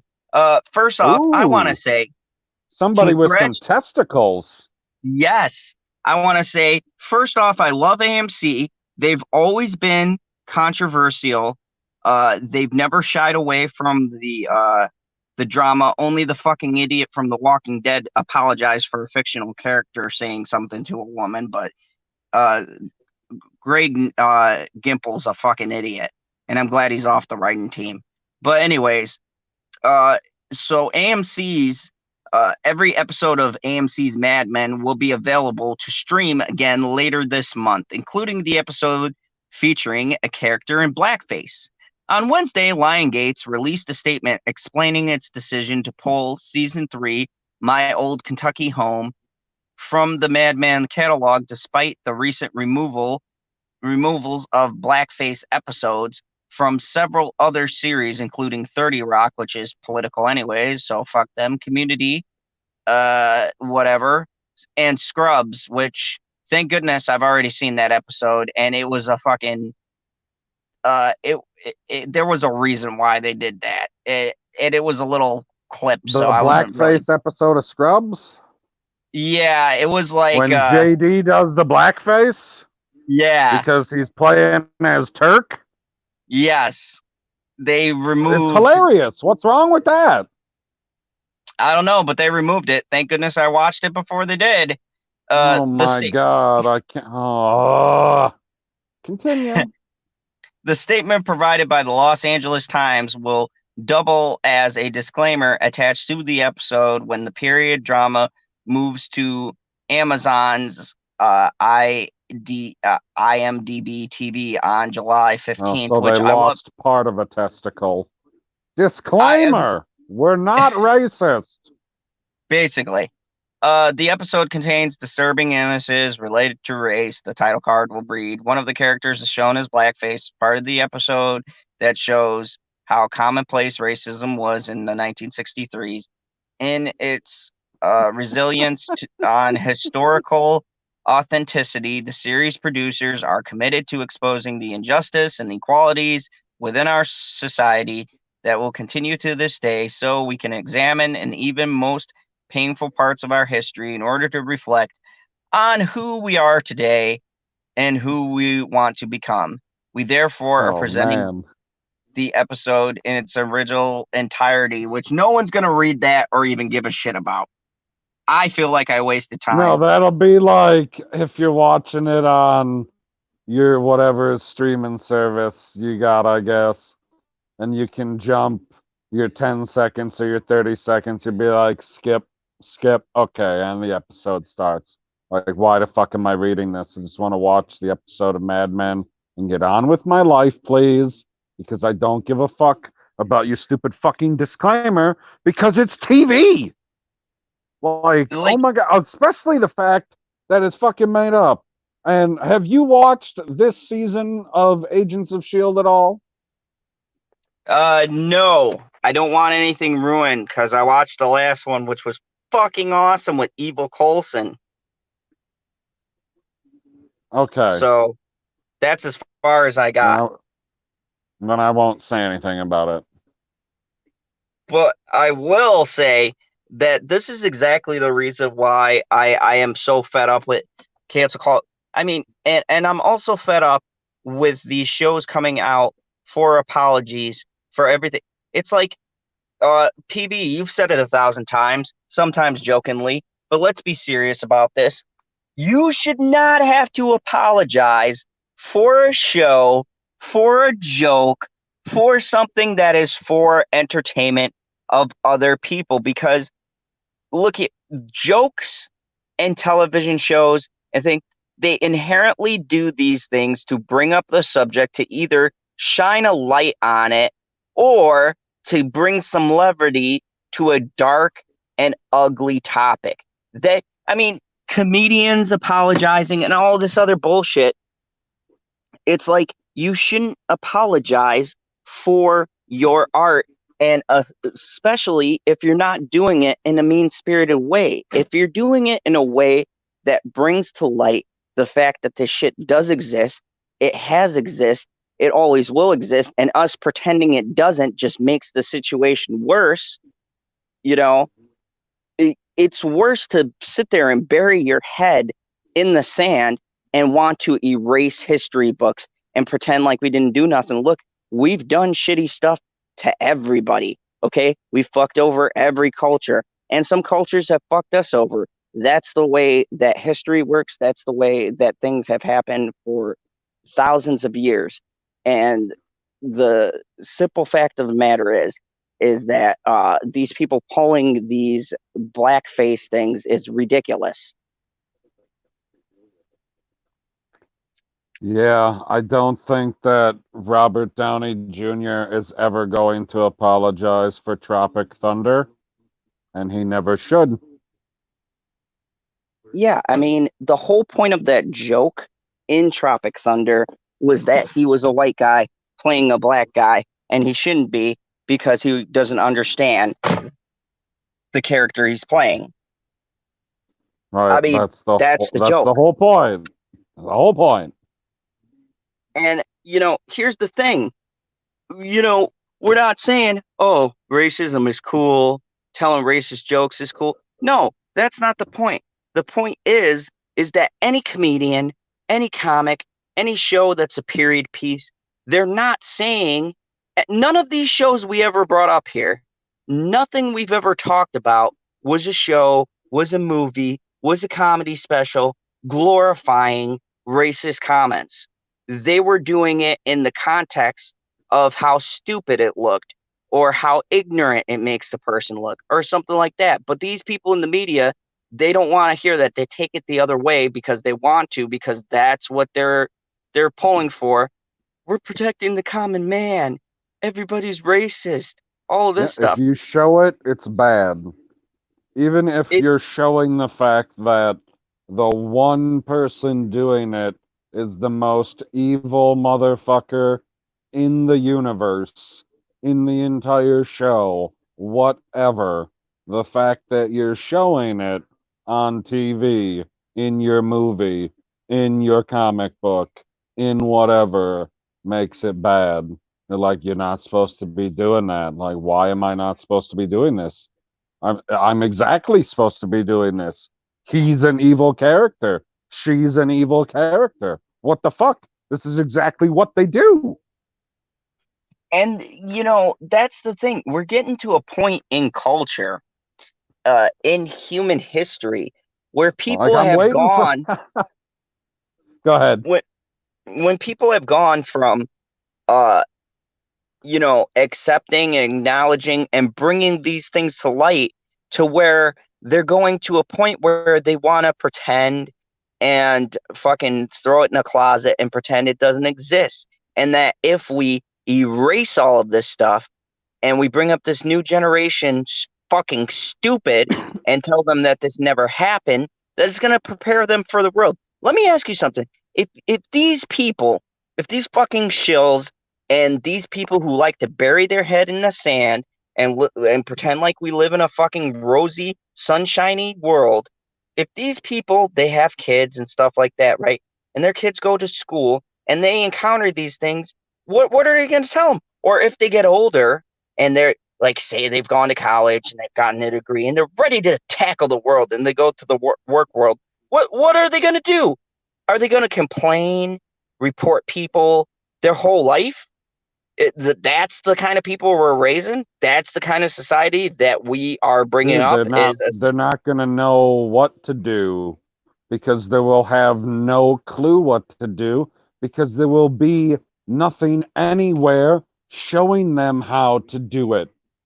Because when you see it in whatever media, like whenever you've seen something, you're like, oh, that's how that works. Even if it's not 100% accurate, when you see something in a movie or a TV show, you still get the gist of it.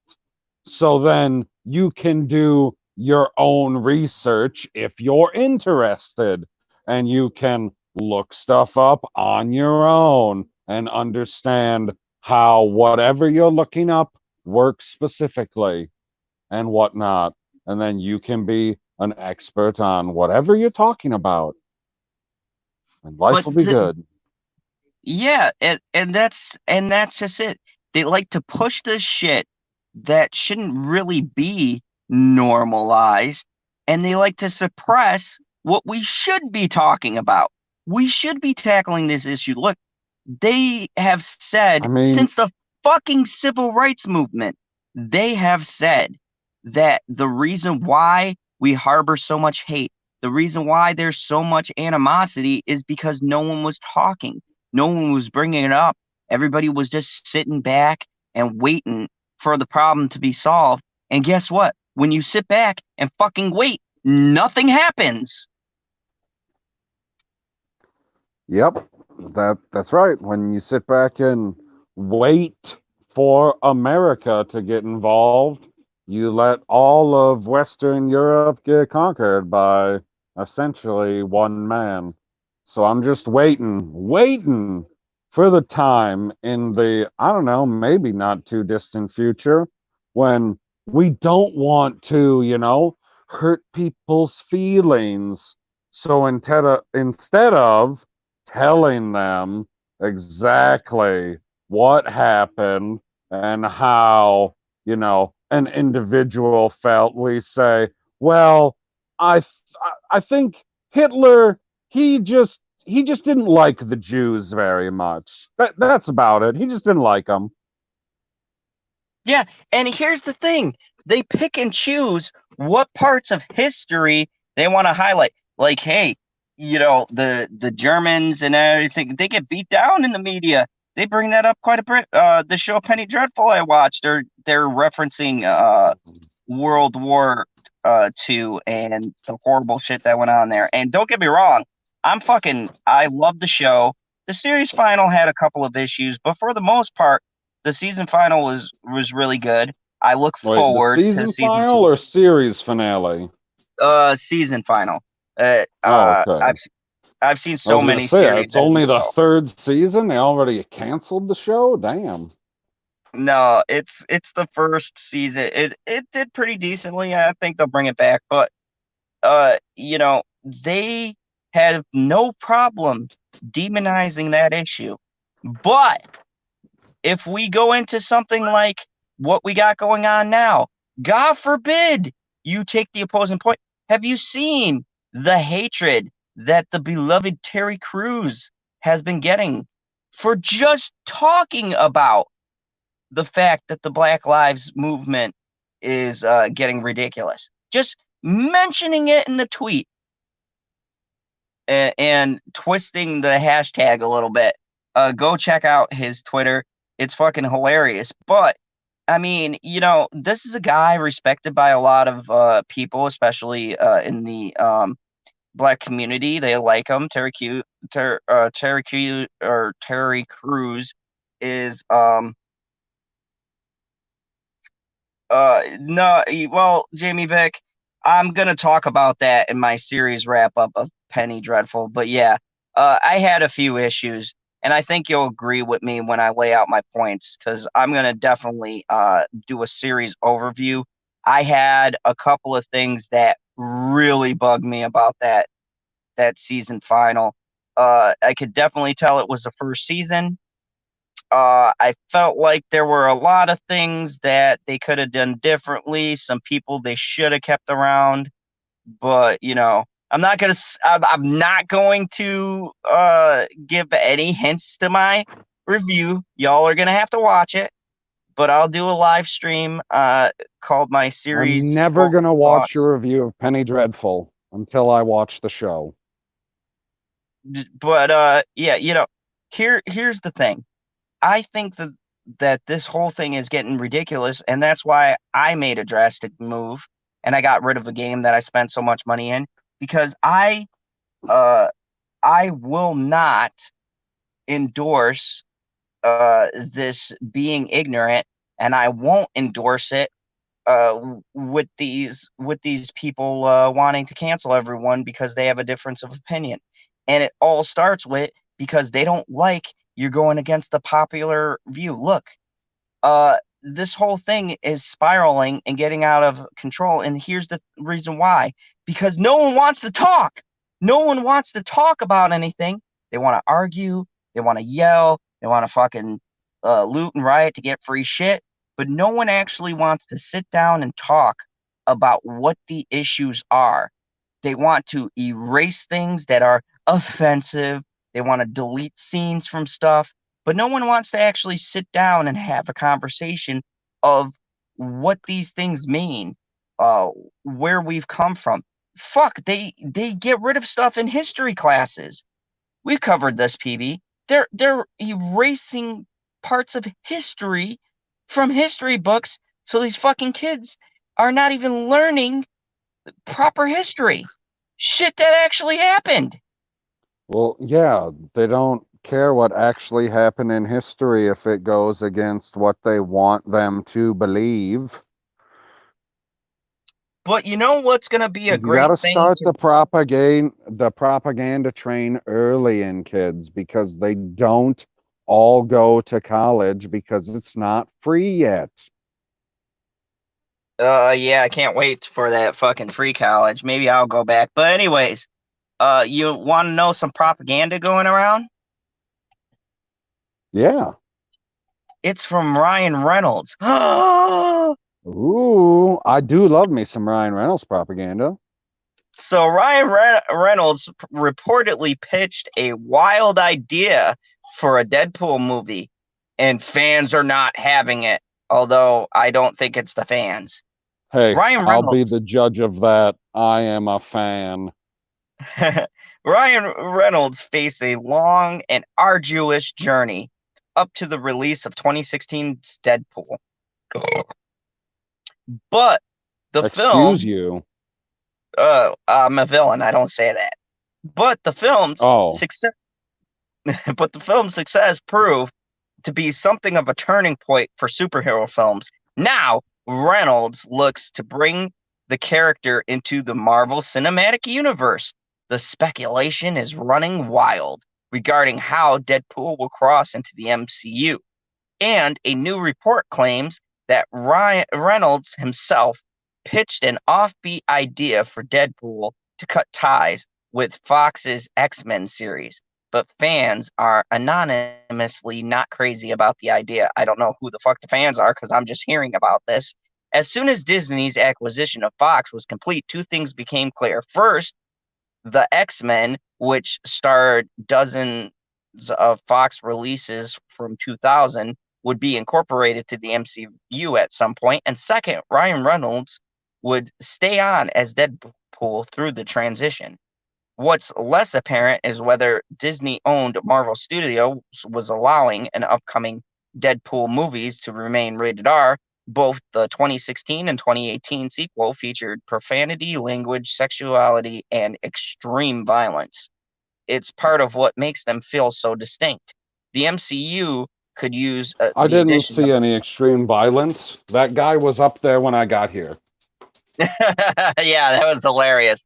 The MCU could use the addition of Deadpool to venture into more adult projects. After all, the first movie was a gamble for Fox as well, and one that paid off handsomely. Likewise for Logan, the third and final Wolverine solo film, which proved to be a major blockbuster despite being R. From a business standpoint, it's easy to see why Disney execs might worry about tarnishing MCU's track record. A character so radical as Deadpool threatens that. If this explains the delay for the Deadpool 3 updates, then Reynolds' alleged pitch is certainly not likely to happen. Online scooper Roger Wardle took to Twitter to report that the actor pitched a Deadpool kills Fox Marvel Universe movie. Moreover, Wardle claims Michael Bay was at one point in talks to direct it. The comics have a similar self-contained storyline in which Deadpool hunts down other Marvel heroes. Joining the MCU's Reynolds would essentially be abandoning Fox Marvel's franchise that would presumably include the X-Men movies in both 2000 and 2015 Fantastic Four, since Deadpool will likely start a new MCU trilogy, this time for such right projects. But fans aren't into the idea. Alas, fans were not very supportive once Wardor's tweets went out, particularly of Bay's involvement. Michael Bay's direction will kill everything. Deadpool, the Fox Marvel Universe, and interesting in seeing the movie, one fan tweeted, "Please, Marvel, leave Michael Bay out of this."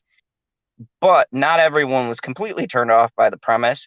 If Bay is up for self-referral parody, it could work, one fan regarded. Bad Boys, Armageddon, and The Rock are absolutely competent from a Deadpool perspective. It could be insane, said one fan. Most likely, Deadpool's MCU entrance won't be as crazy. And it's hard to imagine Michael Bay helming an MCU movie. But at this point, we don't have any details to announce. To go by aside Reynolds casting, here's to hoping Marvel Studios gives us a better idea of what to expect soon. So what do you think of Deadpool entering by killing the universe? I mean, he already fucking killed Green Lantern, so hell yes. There is actually a comic book called Deadpool Kills Marvel, and it's Deadpool killing or hunting down and killing each Marvel character one at a time. It's glorious, and he does in fact kill most of the Marvel universe. I forget who hires him, but someone hires him to essentially go around killing the heroes, but then he's Deadpool and he's crazy and decides to just kill everyone in the Marvel universe. Interesting. So he Yeah, goes through everybody, or he just goes through like just a lot of the major ones. he goes through everybody and then he gets lonely and like resets the timeline. Hilarious. Of course he would. Of Yeah, because course he would get lonely. he was like, he goes, I thought this would be fun, but he killed Wolverine and he's got some kind of obsession with Wolverine. So he when he kills the universe, he doesn't take into account what it'll do to time itself, and there's no chimichangas anymore, so he resets the Marvel universe. Oh my god. So yeah, it's like only a Deadpool storyline would have that. But I yeah, mean, I like the idea, and I don't have this massive hang up with Michael Bay that everybody else seems to have. I guess I don't fucking see it. I and guess I Movie get Man distracted by Megan 175, Fox. what's up? Yeah, look, here's the thing. When you watch a Michael Bay movie, there is things you're gonna expect. One, it's not gonna have much of a story. Two, shit's gonna blow up, and there'll be at least one or two car chase scenes. I've come to expect this. I don't go into a Michael Bay movie expecting like, Academy Award winning or, Oscar worthy performances. I go into a Michael Bay movie because I want to see shit blow up, guns being fired, and one beautiful woman running around somewhere for no apparent reason. And Michael Bay delivers those all very well. Um, I think that, he has done some stuff where he's made the franchise big, and then it kind of seems like he's just cashing in. But on the first movie um that he does in a franchise, he does it very well. I mean, look at Transformers. You know what? You can say that you hate all the other Transformers that have come through, but that first fucking movie was a hit. Everybody liked it. If you tell me you didn't like it, you're a fucking liar. Otherwise, Transformers wouldn't have be the movie franchise that it is. Hey, I didn't like it. Follow You, up to that, I am a liar. I know, because well, you just I quoted love Megan that Fox. movie. Yeah, and here's the thing: we joke Megan Fox is in the movie, whatever, but she's not a very strong actress, so you Whoa, can't even whoa, whoa, tell whoa, me. whoa. I make no jokes about Megan Fox in either Transformers movie. Both performances are great. I You mean, might be joking. I ain't joking. Don't be putting words in my mouth, guy. Come on now. but but here's the thing: uh, he took a basic concept. I mean, when you really think about it, right? And he Robots did, transform and fight each other. yeah, and he did in a very simplistic Michael Bay way. He did weave a competent enough story to carry the movies. Now, I would then agree that the rest of the franchise was just kind of for the cash. You could tell by the writing, but they're a guilty pleasure. I still enjoy them. Robots still Yeah, beat each other bigger up. robots, bigger fights. Yeah, and I still have a fun time watching them. And Uh, I mean, you know, I got no problem for trading in Shia LaBeouf for Mark Wahlberg. But then, Megan Fox disappeared, and I was like, "What is this sad?" yeah, I mean, look, there are things Michael Bay can do, and I think Deadpool would be good because Ryan Reynolds can carry the charisma for the story. And look, Deadpool Right, doesn't need a Michael deep Bay is story. just going to be setting up the scenes. He's not going to be telling Ryan Reynolds how to be Deadpool. No, he's gonna say, "Look, Ryan, you're funny. This is I going to like the blow up over movies. here. That's going to blow up over there. And then you Yep, got to, do your thing around in the this general area. yep." And you got to remember too, if you look at Michael Bay's filmography, he doesn't write the scripts, I'm fairly sure. He's a director. He directs the action and the actors. Like, people think that like he's writing the stories, and I could tell you right now, he's not writing the stories. Like, he might write or he might do some outlines or whatever else, but I guarantee you there's other writers involved in the story, and he's just going, like you said, this is going to blow up here, this is going to blow up here, I want you to be right here, I need this look from you. I mean, he's directing. Like, people seem to forget, and if you want a good comprehensive knowledge, watch me and Stevie J's reviews. Shameless plug.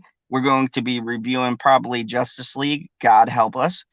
But here's the thing, there are writers who write this stuff, and then the directors direct it. And just because the director might be well known, it doesn't mean they wrote the fucking movie. There's someone else who does that. Like, but the director's name appears, everybody sees it, right? You go to see a Steven Spielberg movie, Steven Spielberg's name's going to be down as the director. But unless it says directed and written by Steven Spielberg, he didn't write the movie. He just directed it.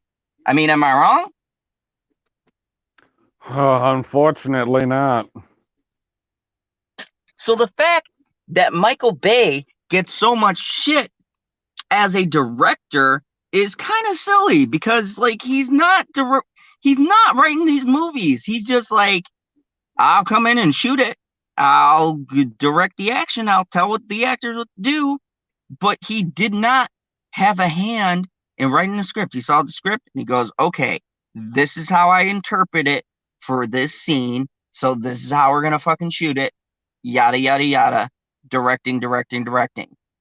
I mean, it's not like he sat there and was like, yeah, I want the story to change here, and I want this here. No, he just comes in and he tries to get the best shot he can with the camera.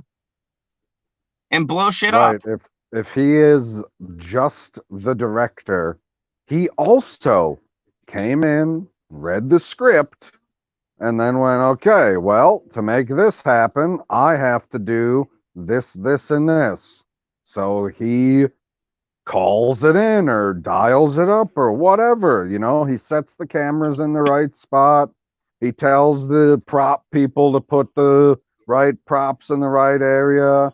He sets all of, the stage explosions or whatever they got for that type of shit. Gets all that stuff set up. That's what he's in charge of. He's not in charge of writing the dialogue that the actor is saying on the screen, which in turn creates the lore of the story. So when people are like, oh, well, it's stupid the way that the Transformers work. Well, fuck, he didn't create the Transformers. He just directed them. He's like, well, I need the Transformer to roll that way. That's all he did. Yeah, that's it. So, I mean, it's gonna be intriguing to see if this comes to fruition or what they do with Deadpool. But No, there I is think something. that I don't even know. I couldn't tell you off the top of my head who directed the first two Deadpool movies. So I don't see how bringing in Michael Bay for the third one would be a bad idea. And the concept of having him kill the Fox universe is intriguing. Yeah. So, uh, It sounds expensive, but intriguing. Movie Man says, I think Michael Bay did have a big hand in the script. I'm totally not sure. And then he puts, okay, looks like it was not written by Michael Bay. So there you go. If you want to fucking hate him for the other Transformer movies, go look up the writer and throw some salt his way because he probably fucked up the script. And Michael Bay We'll goes, mail well, him some salt blocks. well, I'm just getting the check. Can you blame him? Look, before we move on to the next topic, I just want to say real quickly, if you are offered uh millions of dollars to just direct, right, and you've done the first two movies, and even if you have problems with the script for the other movies, are you going to turn down those millions of dollars for the movie? Because I sure as fuck won't. I don't know about you, but yeah, if they say we will give you, you know, 50 million or whatever the normal, I don't know how much they offer these guys. It's in the upper millions, right? And they say we're gonna cut you this check right now to make Transformers fucking 5, the rise of Dino robots. Are you gonna turn that down? No. No, no one here, no one who will watch later, no one who's watching, you can't tell me if you're a big time director, right? And this is the biggest blockbuster. Everybody's going to see these fucking movies. They love these movies. Your name is in the headlights, and you're not going to go, you know what? Yeah, I'll take the check. All I got to do is direct. All I got to do is make a couple of explosions, place people in the right places, make sure the CGI is whatever. No, you don't even got to do that. They got CGI people. So, I mean, yeah, I'm going to take the money. Every day of the week. But here's an interesting article. PB, have you ever played Fallout? I think I played Fallout 3 before a little bit with my nephew. Well, I am a huge Fallout fan. Me That's the personally, one where you come out of the bunker and then you gotta go around like killing random boars and shit like that and picking up stuff along the countryside. yeah, well, I mean, it's much deeper than that, but yeah. I know it's way deeper than that, but that's like the bare bones essentials of what you're doing. Yes, so Before I start this article, I want to qualify. I am a huge fan of Westworld. I like the new season, and the Westworld showrunners are creating a new show on Amazon based on the Fallout games. Interesting. And the first thing I want to say is, even though there's a lot of salt for Westworld season two, which I thought two was confusing, I did love season three. A lot of people don't. I think that they're just salty. But anyways, um, I I see this as them making it on a platform like HBO. So that means that this show is going to be an adult show, and that very much intrigues me. So Amazon is making a new Fallout TV series based on the popular post-apocalyptic RPG games by Bethesda. There are virtually no details on the project except for it will be an Amazon Prime original produced by Kilter Films. A report from the Hollywood Reporter adds that the project coming from Westworld will include creators Lisa Joy. And if you guys don't know, Lisa Joy actually made this third season. It was very good. She did the some pretty good episodes, and she brought on my favorite actor from Breaking Bad, Aaron Paul, into the cast, and it was a great choice. But anyways, Jonathan Nolan, as part of an overall deal with Amazon, Bethesda Game Studios, Todd Howard, and Bethesda Softworks, James Altman, will serve as executive producers. So they're actually taking people who created the game to help develop the story. So once again, step in the right direction. Fallout is one of the greatest game series of all time, Joy and Nolan said in a statement to THR. Each chapter is insanely imaginative story, has cost us countless hours we could have spent with family and friends. That's very true. I lost hours of my life on that game. So we're incredibly excited to be partnered with Todd Howard and the rest of the brilliant lunatics at Bethesda to bring this massive, subversive, and dark, funny universe to life on Amazon Studios. The fact that the Fallout show is coming from the creators of Westworld is almost funny in hindsight, given Bethesda had once sued Warner Brothers Entertainment for creating Westworld Mobile, which Bethesda called a blatant ripoff of Fallout Shelter game. The lawsuit will eventually see Westworld Mobile, which Oh, a Jonathan, video game getting ripped off? What a shock. I know that's like not nothing new, but actually wrote the story for and even teased who could be a crossover for the show proper, shut down after the settlement was reached, given that the Westworld creators are now working on Fallout show of their own.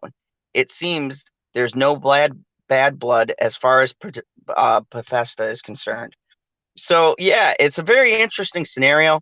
I'm actually pretty excited to see it, because here's the thing that's odd and could work, but it's going to take some interesting writing.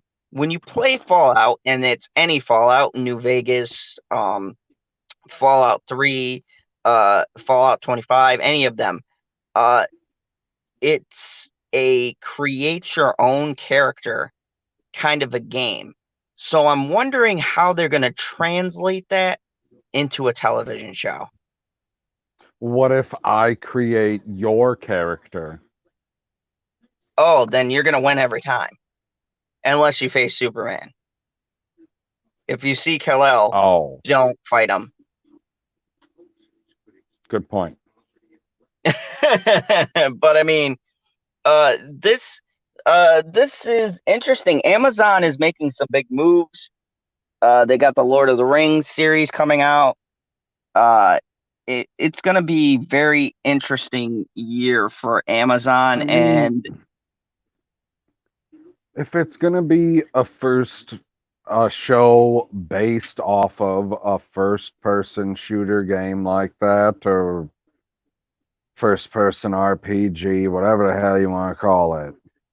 All you have to do is create a character, or you completely eliminate that perspective altogether. Like everything that you interact with in the world, right? Like you've played through which Yep. games? All of them? Yes. Okay. So all of the stuff that you interact with at city areas, out in the country, whatever, those are the areas that would be brought to life in this show with your character removed. Like stuff is still happening there, even though your character's not there. You know what I mean? Yeah, I mean it'll be cool because if you don't know anything about Fallout, the show works on that level because they don't have to have characters necessarily from the games. They could throw them in as an Easter egg so that fans of Fallout would be like, "Oh yeah, I've been to that town. I know who that is." And people who are never have played Fallout will be like, "Oh, that's intriguing. That's an interesting looking person." So I Right. think it could work because it's not And they like an they established could character, also, right? right, or they could do it in the way of all of those established characters who are your character, right? Whoever you are, because when you're creating your character, they look like however you make them to look, correct? Yeah.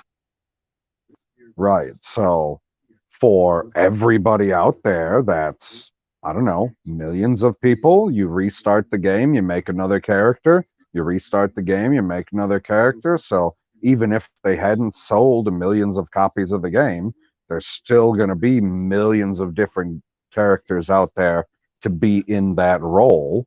So you have to just make somebody, like just pick a person or pick a character that would be a general design for in the game to be the main character of the show, and then they are who you follow. And then, like you said, they intertwine with these other characters that you've already met from in the game so that the fans of the series get those extra Easter eggs, and it doesn't really affect the show per se, but people who already know the characters will be like, oh, I bet something else might happen because I have extra information because I've played through the game. And in a later level, something else happens, or in a later mission, something else happens. So you assume that this character is going to turn on me or is going to become my ally or something like that. Yeah, and the great part is those characters, they all do things based on your action, but it's not scripted except for certain like villains, I guess you would say. So besides the main antagonist, they're not even really locked to the supporting cast, really, because that changes based on your play. So this is actually the perfect opportunity for them to really streamline a video game product as a main type of story. Yeah, you don't like, I'll bring everything back to Stargate if I can. Like, you have your main team, which are your four characters, but then you have all of the ancillary characters that are on the base all of the time. So, unless it was an episode where they were off world the whole time, you have those recurring characters that have to stay the same all the time. Whereas, like what you've told me, those types of characters could change all the time because you'll be all over the place because you're just pretty much roaming around this post-apocalyptic world. Yeah, so actually, this might be a brilliant idea, and I'm very surprised no one's actually tried to market this before. Because it seems like something that they could make for relatively cheap. Like, I don't know how much CGI they'd have to put into it or how much actual effects they would have to put into it as far as practical stuff, blowing stuff up, tipping stuff over, destroying buildings, shit like that, compared to, you know, if stuff is already destroyed, you'd be like, oh, I heard that this other show blew up something last week. So we're going to go shoot on that set now because we need a destroyed property. I don't know. You could do shit like that. Yeah, yeah, it'll be interesting. Be interesting. But moving along, our last two articles kind of connect to each other, Thank God. and I wanted to kind of get them out of the way because we're going down the rabbit hole with Zack Snyder. Oh, Love fuck. talking about. Yeah. Yeah, so we knew this was coming. Finally confirmed. Ben Affleck signs Batman contract for HBO Max. This confirms that this is a completely different fucking movie because I want to point out, all right, say you had someone just coming in to reshoot some scenes that were already done, right? Would you need to get a contract signed for an actor unless you are planning on having them for long term? I mean, I guess I would have to see specifically what the contract from the original Justice League said, because that might have something to do with it because of how frickin' long ago it was when they made it, and even how long ago it was that it was released. Like, my God, it's been years. And to like call somebody up 3, 4 years later and be like, yeah, we're gonna need you to come back in for a reshoot. I mean, that's that's a little late. So I don't know when the expiration is on a contract. Like, I mean, what? It took them 10 years to film the first Avatar movie, right? Yep. Okay, so if it took them 10 years to film that, how many times did they have to reshoot a scene that they shot 2 years ago or 3 years ago? I don't fucking know. I have no idea. Like Well, Sigourney Weaver, if they filmed something fucking 6 years ago, she could have looked substantially fucking different. You don't fucking know. well, Ben Affleck has signed a contract for HBO Max to reprise his role as Batman. So, furthering my conspiracy theory, this is going to be a whole new fucking film. And yeah. Anyways, Ben Affleck is Well, I again said to mean, be yeah, it's got to be a whole new film, or else why would they be spending tens of millions of dollars to finish it? to I'm doing air quotes finish it. Anyways, Ben Affleck is again said to be back as Batman attached to HBO Max, the recently launched streaming service, and he's not the only one. Henry Cavill has not only returned and signed a contract for this, but he's reprising his role as Superman in the DCU itself. So, That's good boy, news. yeah, it could be because this is gonna, before I dive into this article, this is gonna bring up a lot of what's been the problem at DC, which is continuity issues. Because if this thing, let's just live in this crazy world that the Snyder fans live in for a second and pretend if this thing is, say, a major hit, blows up like all these fucking wackos believe in their heart and soul it will. Okay. And they go, oh, yeah, we're going to do the original plan, right? Justice League Part 1 and Part 2, because it's so revolutionary, right? So they make these. Then you get a question of they were How many saying if times this have you just used air quotes? Like half a dozen? God, I have to with it. I have to with this. Okay, continue. So and this has been brought up by other publications, and I hate to validate them, but they have a good point. Uh, where the fuck is Zack Snyder's verse gonna be put into this? So you're gonna have DC Black, you're gonna have the DCU, and then the fucking Snyderverse. And like, The are they gonna connect? Snyderverse. The Are they gonna only connect? verse that matters. And they also said that the Batman by Matt Reeves is going to have nothing to do with the Snyder Batman. So there's separate continuities again. So this Yeah, whole thing. that'll be the what if you got the DCEU, the DCAU, the Snyderverse. So then this one will have to be like the medium rare verse because Snyder's super dark Oh yeah, but no, he's and not. he's Batman's always crisped been that that way. fucking steak all the way through. Like he's serving it in the heart of Africa to a chief. So That's back the in way they May, like it served there, man. I don't fucking know why. I was watching Gordon Ramsay Uncharted. They're like, you got to burn that steak if you're going to serve it to the chief. And he's like, are oh, you serious?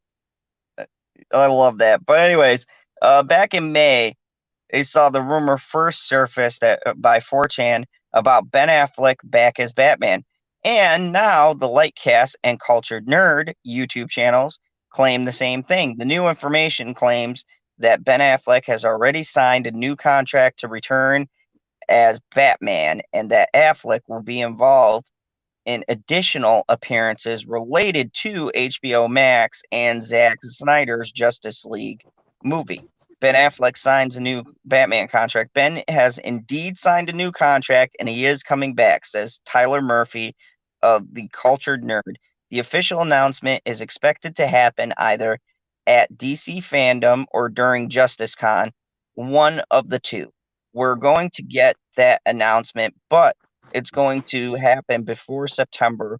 We're getting to the official announcement, and we're going to get the Snyderverse Batman is going to be returning. Murphy goes on to shoot down the notion that Michael Keaton was brought in to replace Ben Affleck in Batman, as well as Robert Pattinson being replaced as what is created in a DC multiverse. They are bringing everybody back, says Murphy. This is planned. This is designed because of Wait, Zach. did you just say they're bringing everybody bat? Back. Uh, this is designed because of Zach. This is a plan that they're moving forward with. I mean, I keep saying it is a great time to be a DC fan. That's debatable.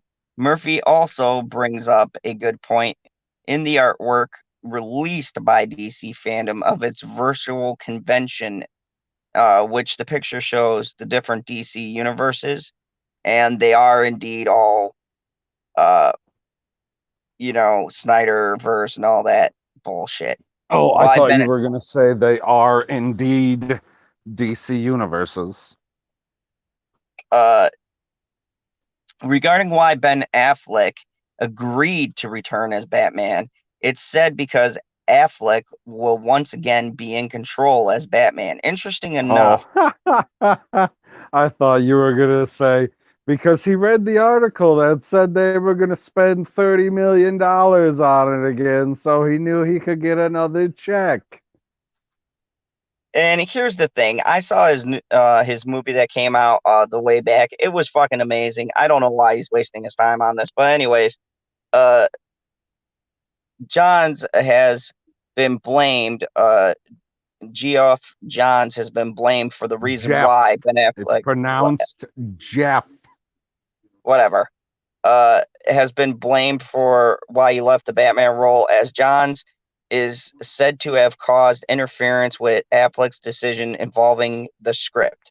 In addition, Zack Snyder brought Affleck on board as his choice for the DCEU Dark Knight, and since Snyder left Justice League, Affleck decided it wasn't worth all the headaches to remain Batman, which I don't blame him on that. He got a lot of hate. And look, personally, I didn't think he did a bad job in his portrayal. He just got a bad script.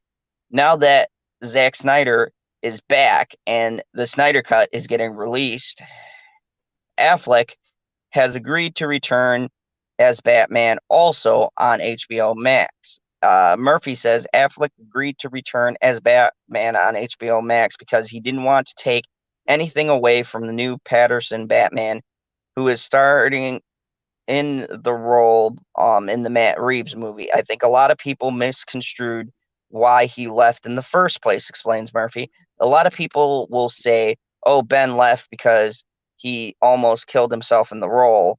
That's bullshit. They take it further than it really was. Essentially, Ben took the role because of Zach. Zach convinced him. He sold him on the pitch. He loved the idea, and he built that loyalty to Zach. When Zach left, Ben still stayed behind. He said, I can make this work. I'll do this. I'm still producing this. I'm going to make it happen. But it started happening to him too.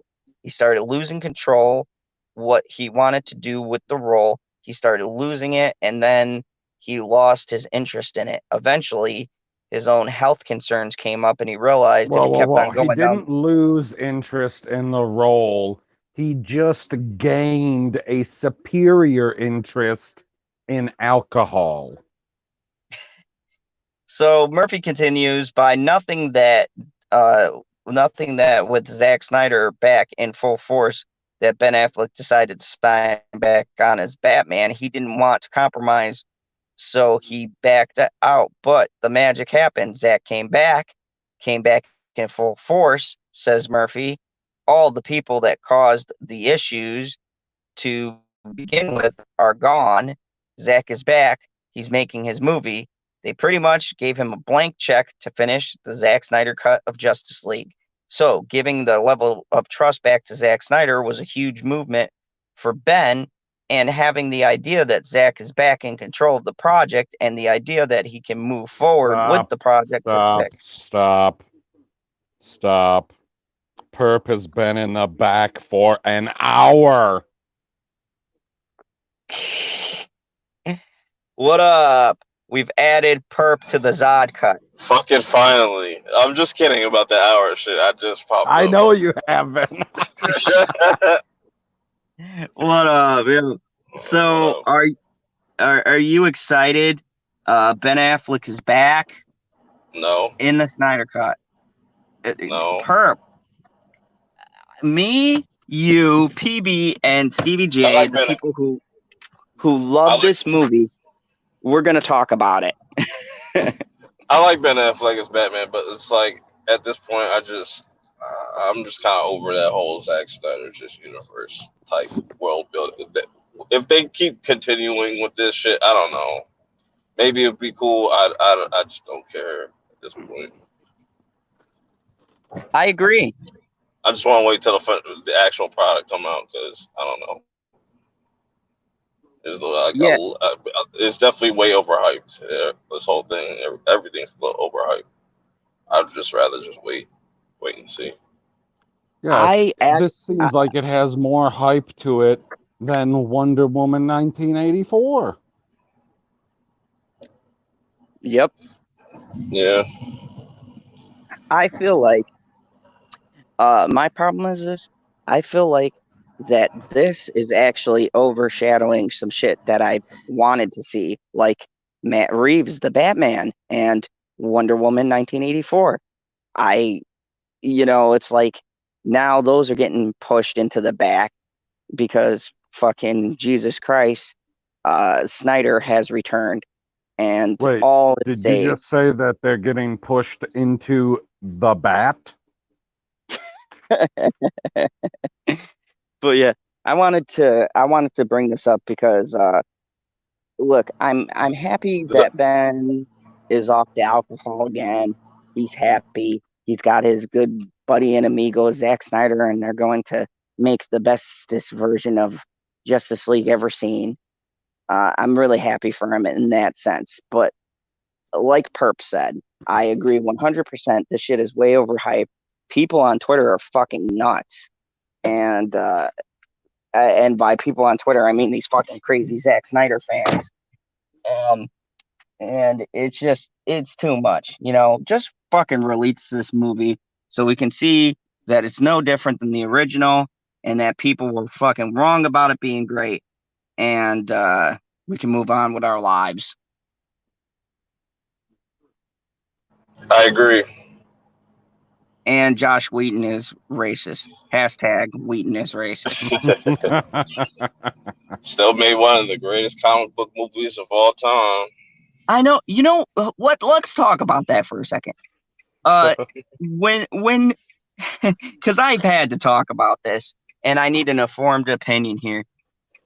From what I read from his statements, it Hello, seems to Jacob. me that Wheaton had told Ray what to do in the role of Cyborg, and he's just fucking full of himself. Didn't like the opinion, and he was like, "Yeah, Black Lives Matter is happening, so let me attack the white director." I don't know. I don't see it like that. I see it as just like I just think he just wants attention at this point. I don't think it has nothing to do with that, but like until he shows like or comes out and speaks out like what exactly happened, then you know that's probably not gonna go anywhere. It's probably gonna be old news by next week. I mean, Perp, did you see his accusations? It was like he said some very harsh words to me. What the fuck did he say to you? What did he do to you that made you feel so uncomfortable? And why the fuck did you continue on his movie? Well, I don't want to answer for Perp because you asked him specifically, so I'll wait. Oh no, I was just driving. I was just Oh, I got background noise and shit. I didn't want to be that guy that was like, oh well, I have an answer, but you literally said Perp. What do you think about this? But it's all foolishness. It's all foolishness. So Yeah, to me it was the vaguest accusation I've ever heard in my life. yeah, and it's crazy that just I don't know. I'd rather just wait and see if like he actually has something. Because if he, like I said, if he doesn't, then it's just gonna get like it's gonna be old news, and people are pretty much gonna pay him for it because it's like, oh, you just said this and that, and you pretty much don't have nothing, so you pretty much Right. lied. So it's just like, It'll be interesting. Like, I don't think he's gonna say anything more unless he gets somebody else to say something too. Like, he's waiting for somebody else to come out and be like, "Oh yeah, he was an asshole to me too, and he did this, this, and this," and he'll be like, "Oh yeah, those are the specific things that he did to me too." Hashtag me too. Yep. But anyways, my last article is short. It was just about the Flash. They're saying the Flash doesn't need a villain I because it told has you. so many cameos, and I wanted to just read that headline. Fuck the article because They were listening to PB us. said that. You said specifically the Flash movie probably doesn't need any villains at all because it's going to be stacked with cameos. And boy, you certainly called that one. Well, that's pretty crazy. I didn't say it specifically like that. I said that it didn't need a specific villain because you're going to see a bunch of villains the same way that you're going to see a bunch of heroes. I didn't think that all of the cameos would be just all of the heroes because we were talking about Jack Nicholson the one night last weekend. Yeah, so I mean, it'll be interesting because it's gonna be based off a Flashpoint, which will be interesting if they use Flashpoint as an excuse to make Zack, the DCAU, the DCEU, and all that Oh, actually fuck. merge. Oh, Yeah. fuck. Are you kidding me? Well, that's what the I comics did have not done. think of that at all. God damn it. That's what the comics have done throughout years. If you guys didn't know, I'm a huge DC Comics fan. Whenever they fucked up a storyline or a writer came Wait a in, second though. No, I get that, but if if Justice League the Snyder cut comes out in 2021 and then Flashpoint comes out, then that means the Snyder cut gets erased, right? no, they say they're erasing the timeline, but what they're really doing is they merge the timelines. Oh, they merge the timelines and it just happens to only look like the Snyder timeline. Yeah, it's like a reset, basically. Like when New 52 came out, anytime DC switches over, what they do is this like world-ending event. Flash runs through time, and they basically go into a different timeline where some of the stuff happens as it happened, but because you're dealing with timelines, certain events are altered. Thus, you Right. can do anything you want to. It's like their reset Diggle has button, a girl now. basically. So you and this would work on every level because you have the CW Arrowverse, right? So reset the timeline. You can now incorporate everything, No, I everything was told it's crossover. called the CW Whammonverse now. Oh yeah, I'm sorry, the Whammon verse. I just made that up now. I've never heard anyone call it that. You heard it here first, folks. But yeah, it's gonna be interesting. So, anyways, my whole conversation tonight, and it's all been about the media interference and things like that. And my final thoughts are these: fuck the media Fuck the and Brie media. Larson. I mean, what does the media look like? Is the media attractive enough that I can get my wife on board for this? No, we're not talking about a Ruby Rose media. Oh, I mean, like, you're gonna cast, you want me to believe that Ruby Rose is Batwoman. Okay. But then why, oh, why, if she is the main character of your show and wants to be the main draw of your show, do you make all, and I say all, like every single one of the chicks that she has slept with or is sleeping with in that fucking show hotter than her? All of the ex-girlfriends and all of the one night stands, all of the relationships during the show, every single fucking chick that she sleeps with in that show is hotter than her. Every single fucking one. It's unfucking believable.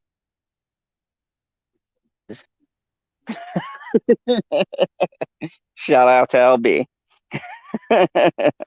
Like, what are you doing? Like, that doesn't happen on Supergirl. That doesn't happen on Stargirl. Shit, that doesn't even happen on DC's Legends of Tomorrow. That doesn't happen in DC Universe on any of their good shows, which, by the way, you would be proud. PB is officially a fan of Doom Patrol. We have Yeah, converted another one. Oh, you're caught up. yeah, I mean, I'm not completely caught up. I didn't watch episode 4 yet. Episode 4 is wild, yo. Oh, I Episode 4 is assumed that it fucking was wild. wild just by reading the title and looking at the Cause, thumbnail. yo, at first I was like, oh man, it's one of those episodes. I was like, but I don't know. But then With the once you old watch people. with trans and all that shit and all that, yeah, the special people, yeah. Um, it gets crazy though. That shit's wild. That shit's wild. It's gonna get it's shit's about to get real dark, yo. Like Yeah, what episode are you on for this season, Zod? I am on 4, so I haven't watched it yet. I've been catching up to other shows. I actually discovered this new show that everyone wants me to review called Yellowstone with Kevin Costner. Oh my And God, you've never watched I Yellowstone? holy fuck, that show is amazing. I'm like towards Dude, the end of season 1, and I'm like, why the fuck haven't I been watching this? why haven't you? Dude, that show built the Paramount Television Network. Oh my God, like it is like, dude, I've watched a lot of like crazy violent shit, but something about this show, the violence Have you on there, seen this I was show, just like, Perp? wow. Nah, I might check it out though. But I heard of it. I've heard of it. I've seen it like searching things and whatnot. Oh yeah, I I it's got a story. I was checking out this one shit they just dropped on Netflix. I might review it. The Warrior Nun, because the trailer looks goofy as hell. So I was like, this looks fucking cheesy as shit. When you watch it, like the first episode, I was like, yo, I'm really intrigued and like kind of want to see what's next and what happens and like want to explore this world more and stuff. It's pretty crazy. It's kind of like I don't want to say like Bleach like, even though they do got like swords and shit. It's like it's kind of hard to explain, but Well, it's interesting. It's pretty okay, well much I got a question for you. Maybe this but will help you explain it a little. I was Was she a nun first or was she a warrior first? it's kind of complicated because it's like it's about this chick that dies. She dies when she's like 19. She's sitting there in the morgue, and then something else happens where like these nuns that are like pretty much mercenaries that like go around killing fucking demons and shit and all that. I guess I suppose like from what I've seen from the first episode, they got like guns, like swords that look like lightsabers a little bit, but like they actually are blades. Um, So they look like the but dark saber? kind of, yeah, kind of like that a little bit, a little bit. That's what I say. I got to do a review on it, so I have like pictures of it and shit. But, Interesting. yeah, but it's pretty much like the girl that dies. You see her, and like they try to cover up her death, so that's kind of like a mystery within itself. Um, these angels have this halo, whatever, in their back. That's their like source of their power. So like this one chick that's the leader, she's about to die or whatnot, and she's got a some chick whatever that takes it out, puts it into the girl that's dead or whatever, and pretty much becomes an angel nun, whatever. It gives you like supernatural powers and shit too. And all that. Like it's based off a comic book, which I didn't know either. So that's interesting. And welcome, Will Gentry. What's up, Will? Way to show up towards the end. But British people. anyways, Warrior Nuns. Go check it out. I'm gonna start wrapping it up because No, it's I've just got to go. warrior nun. Singular. Not if you're a villain, everything's plural. Anyways, General Zod's Phantom Zone Makes is no sense. I know I'm a villain, perp. When have I ever made sense? Anyways, A singular villain. I'm many villains. Oh But my God, that would So, make sense. so you're Satan now. So you're many villains. You have many names. You go by many yeah, names. Jesus. He's like the fucking Voldemort. the new season of Lucifer is coming out, so you know. Anyways, this has been a great talk. We've talked and covered a lot of different things. Um, Tomorrow night, the late night talks will be hosted from PB's living room. I will be invading his dwellings once again. The wooden So, fandom zone. Or the Northwoods Fandom Zone. I haven't figured out what it's called yet.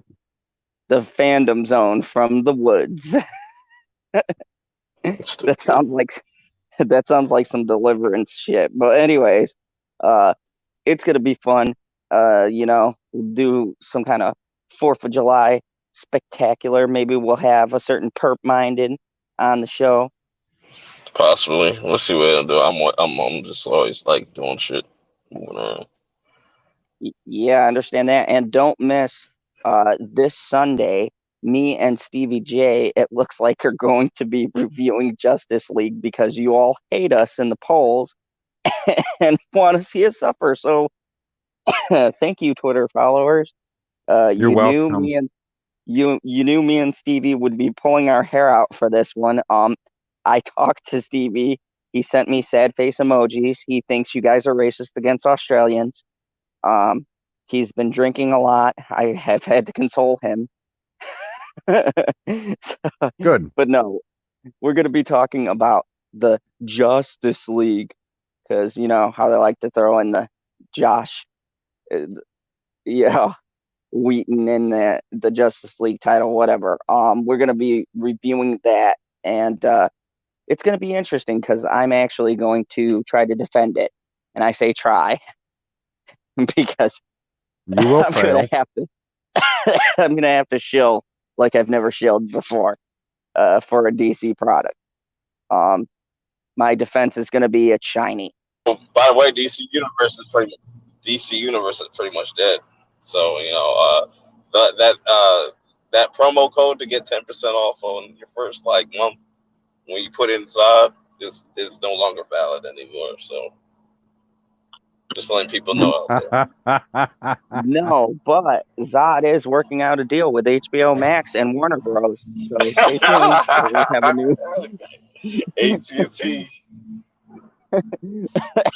Well, you'll see Zod on his new AT&T cell phone, and he'll have the HBO Max app, which they will be making Justice League Dark and other Warner Bros. DC Universe associated shows. So definitely go and check out HBO Max for a very low and reasonable price.